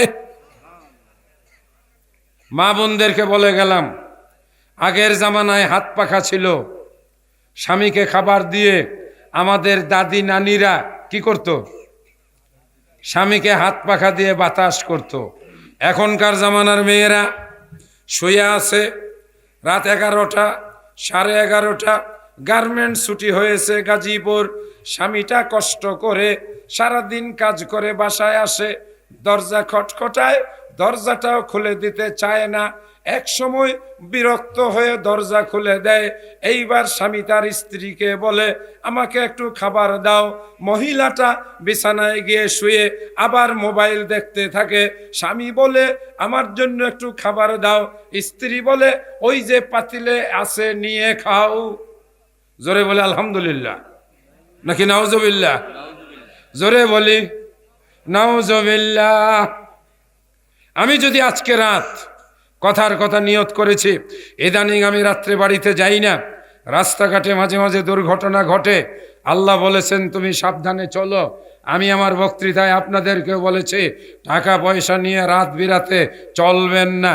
ইদানিং কিছু ছেলে পেলে, বিশেষ করে এই অন্তর্বর্তীকালীন সরকারের, বিশেষ করে তাদের উপদেষ্টার সংখ্যা কম হওয়ায় এবং প্রশাসন, পুলিশ প্রশাসনে কিছুটা ওই যে সেই এলোমেলো তৈরি হওয়ায় কিছু ছিনতাইকারী রাজনৈতিক, তারা দলের না, কিন্তু বর্তমানে একটা রাজনৈতিক দলকে কলঙ্কিত করার জন্য কিছু টুকাই, কিছু ইয়াবাখোর এরা রাস্তাঘাটে দাঁড়ায় যায়। ফলে আপনি সাবধান হয়ে চলবেন। যেমন আমিও রাত্রে যাই না, বাসার সামনে একেবারে আমার 4 তালা থেকে দেখা যায় ছিনতাই হচ্ছে, কুড়াল দিয়ে কোপাচ্ছে। ফলে এই ধরনের অবস্থায় আপনিও সতর্ক হয়ে চলবেন, একটু দেখে শুনে। মা বোনের আমার, আপনাদেরকে বলছি, আপনার স্বামী যদি রাত্রে আসে, হাসি মুখে দরজা খুলে দেন, আপনার উপরে আল্লাহর ফেরেশতারা আপনার জন্য আল্লাহর কাছে দোয়া করবে। এটা রাসূলের হাদিস। যেই মেয়ে তার স্বামীর সঙ্গে হাসি মুখে কথা বলে, জান্নাতের হুরেরা ওই মেয়ের জন্য আল্লাহর কাছে দোয়া করে। যেই মেয়ে তার স্বামীর সঙ্গে ঝগড়া করে, আসমানের হুরেরা ওই মেয়ের জন্য আল্লাহর কাছে বদদোয়া করে। মা বোনেরা, কথায় কথায় স্বামীকে খোঁটা দিবেন না। আপনার বাপের বাড়ি থেকে কি এনেছেন, আপনার বাপের বাড়িতে কি আছে, আপনার ভাইয়েরা কত বড় শক্তিশালী, আপনি তাদেরকে দিয়ে আপনার স্বামীর হাত পা ভেঙে দিবেন। এক দোকানে আমিও গেছি ফ্লাক্সি করার জন্য, একটু টাকা পাঠাইতে হয় ওই গার্মেন্টস এলাকায়, বুঝলেন ভাইজান। এক মেয়ে ফোন দিছে তার স্বামীর কাছে, তোমার হাত পা ভাঙ্গিয়া আমার ভাইকে দিয়া তোমাকে লুলা বানাইয়া তারপরে আমি তোমাকে জেলখানায় ঢুকাবো। এরপরে আমি বললাম, বাবারে একটা কথা বলি। কলে, আঙ্কেল কি বলবেন? কলে, এই যে হাত পাও ভাঙ্গা লোলা বানাইয়া জেলখানায় ঢুকাইবা, লোকটা কে? আমি তো শুই না, ভয় পেয়ে গেছি। কলে, বললেন ওটা হারামজাদা, হারামজাদা। আমি বললাম যে বুঝলাম ওটা হারামজাদা, কিন্তু তোমার কি হয়? কলে, বইলেন না, ওটা শয়তানের হাড্ডি, ওটা শয়তানের হাড্ডি। শেষে কয় কিলে আমার হাজবেন্ড। হাই হাই রে, এই হাজবেন্ড রে এইভাবে ঠ্যাং ভাঙ্গা লোলা কইরা তুমি জেলখানায় ঢুকাইবা, তো তোমার সুখ শান্তি দিবে কে? কারে নিয়ে তুমি ঘর সংসার করবা? বর্তমানের মেয়েদের এটা বড় মানে একটা ভয়ঙ্কর চরিত্র, নিজের ভাইকে দিয়ে হাজবেন্ডকে হুমকি দেওয়ায়। বলেন কথা ঠিক কিনা? বিদেশি অনেক যুবকেরা, মা বোনেরা কষ্ট নিও না, বেজার হইও না, একটা হক কথা বলে যাই। বিদেশে আজকে দেখলাম প্রায় 50-60 জন মিলে 1 লাখ টাকার উপরে মসজিদে পাঠাইছে। এই ছেলেটা বিদেশে যাওয়ার সময় এই মহিলা, এই স্ত্রী, তোমার স্বামী তোমার নামে ব্যাংকে অ্যাকাউন্ট করে দিয়ে গেছে, সব টাকা তোমার ব্যাংকের অ্যাকাউন্টে ঢুকে। এই মেয়ে, তোমার স্বামীর সঙ্গে বেঈমানি করো না, তোমার স্বামীর সঙ্গে বিশ্বাসঘাতকতা করো না। বর্তমানে এই সব মহিলারা যাদের স্বামী বিদেশে থাকে, এরা বেশিরভাগ পরকীয়াতে লিপ্ত হয়, এরা দেবরের সাথে বেবিচারে লিপ্ত হয়, এরা প্রতিবেশী চাচাতো ভাই মামাতো ভাইদের সঙ্গে আনন্দ উল্লাস করে মার্কেটে গিয়ে স্বামীর কষ্টের উপার্জিত টাকা ওড়ায়। এরা স্বামীর টাকা দিয়ে নিজে অলংকারপত্র কসমেটিক্স কিনে যেমন খুশি তেমন খরচ করে। এই মেয়েরা, আল্লাহ রসুল বলেছেন, যেই মেয়েটা 5 ওয়াক্ত সালাত আদায় করবে, যেই মেয়েটা রমজান মাসে রোজা রাখবে, যেই মেয়েটা স্বামীর অবর্তমানে তার নিজের সতীত্ব রক্ষা করবে, যেই মেয়েটা স্বামীর সম্পদের হেফাজত করবে, আল্লাহর নবী বলেন এই 4টা কাজ যে মেয়েটা করবে, জান্নাতের যে কোনো দরজা দিয়ে ওই মেয়েটা জান্নাতে চলে যাবে। এই মেয়েরা, আল্লাহর নবীর জমানায় এক মহিলা এসে আল্লাহর নবীকে বললেন, ইয়া রাসূল আল্লাহ, আমি তো আমার স্বামীর পকেট থেকে টাকা চুরি করি। কি বলল? কলে, আমার স্বামী কাজকর্ম করে যখন এসে জামাটা ঝোলায় রাখে, আমি ওই সময় গিয়ে কিছু টাকা চুরি করে নেই, এটা কি আমার গুনাহ হবে? আল্লাহ রসুল হাসি দিলেন, বললেন, কেন? তোমার স্বামী তো যা কষ্ট করে উপার্জন করে সেটা তো তোমার আর তোমার সন্তানের জন্যই, তোমার চুরি করতে হবে কেন? বলল যে, ইয়া রাসূলুল্লাহ, আমি কিছু টাকা চুরি করে আমার নিজের বাপ মা, আমার নিজের ভাই বোনকে পাঠাই, এটা মেয়েদের একটা স্বভাব। কথা বলেন ঠিক না বেঠিক? আমার ভাই অথবা আমার ভাতিজা সৌদি আরবে, কাতারে, মালয়েশিয়ায় কি কষ্ট করে পরিশ্রম করে টাকা কামায়, শরীর পুরে রোদ্রে কষ্ট করে, অথচ যখন টাকা বাড়িতে পাঠায়, এই মেয়ে লোক তার নিজের বোন, নিজের ভাইকে এই কষ্টের টাকা দিয়ে দেয়। আল্লাহ রসুল বললেন, না, এটা তোমার জন্য জায়েজ হবে না। তুমি যদি তোমার স্বামীর সংসারে স্বামীকে খাওয়ানোর জন্য স্বামীর পকেট থেকে 100 টাকা নিলাম, স্বামীর জন্য 2টা ডিম কিনলাম, এটা ডিমটা সিদ্ধ করলাম, স্বামীর জন্য একটু পরোটা ভাজি করলাম, স্বামীর জন্য একটু ভালো রান্না করেছি, চুপচাপ, স্বামীকে বলবো না, স্বামী আসছে ভালো ভালো খাবার দিলাম। এইবার স্বামী বলে, এত ভালো খাবার কোথায় পেলে? মেয়ে লোকটা হাসি দিয়া বলে, পকেটে হাত দাও, দেখবা 200 টাকা নাই। ওই 200 টাকা নিয়ে আমি তোমার জন্য একটু ভালো আয়োজন করেছি। আল্লাহ নবী বলেন, এই চুরিতে আল্লাহ খুশি। আপনি চুরি করছেন কার জন্য? কথা বলেন, কার জন্য? স্বামীকে একটু ভালো খাওয়ানোর জন্য। জোরে বলেন না সুবহানাল্লাহ। কিন্তু চুরি করে আপনি যদি আপনার ভাইয়েরে, আপনার বোনেরে আপনার ভগ্নিপতিরে যদি টাকা পাঠাইয়া দেন তাহলে স্বামীর সম্পদের কি করা হইল? খেয়ানত করা হইল। মা বোনের আমার, আমি আপনাদের উদ্দেশ্যে এই কথাগুলো বললাম। আর শেষের দিকে আবারও কিছু কাগজ আসছে, এই কথাগুলো বলেই ইনশাল্লাহ আমরা শেষ দেব। আমার ঘড়িতে কিন্তু 12:30 এখনো বাজে নাই। আমি যখন বলবো তখন ভাইজান আবার ঘড়ি দেখা বলাইছে, সরকারি লোক তো, হ্যাঁ, এইবার আর বাড়ানো যাবে না। সাইফা ছাইটা গেল। আকিল ভাই আমার ভগ্নিপতি, আমাদের গ্যাস ম্যানেজার সাহেবের জামাতা, এটা বলছি। মোশাররফ ভাই নিজ পরিবারের জন্য টেঙ্গুরিয়া 5,000 টাকা, সৌদি প্রবাসী 500, তারপরে ভলেন্টিয়ারের পক্ষ থেকে ভলান্টিয়ার যারা এরা দিয়েছে 1200, দুল্লা মিয়া টেঙ্গুরিয়ার 1000, বকুল টেঙ্গুরিয়ার 500, শাহেদ আলম 1000, হাসান মিয়া 400, আসানুল্লাহ 200, চানু মিয়া 500, আলামিন 200, হাজিনুর মোহাম্মদ টেঙ্গুরিয়া 1000, মৃত বাবা দাদা নিনু 500 মিলাইয়া 500 2000, মৃত ওয়াজেদ আলী মেম্বারের দোয়া চেয়ে 2000, মোহাম্মদ জিয়া 500, মোহাম্মদ আজহার 3000, বাসেত মিয়া 500 টেঙ্গুরিয়ার, সাইদুল টেঙ্গুরিয়ার 1000, দিন এলাহি 400, আব্দুর রশিদ টেঙ্গুরিয়ার 500, মাসুম বিন আজাদ বল্লা 200।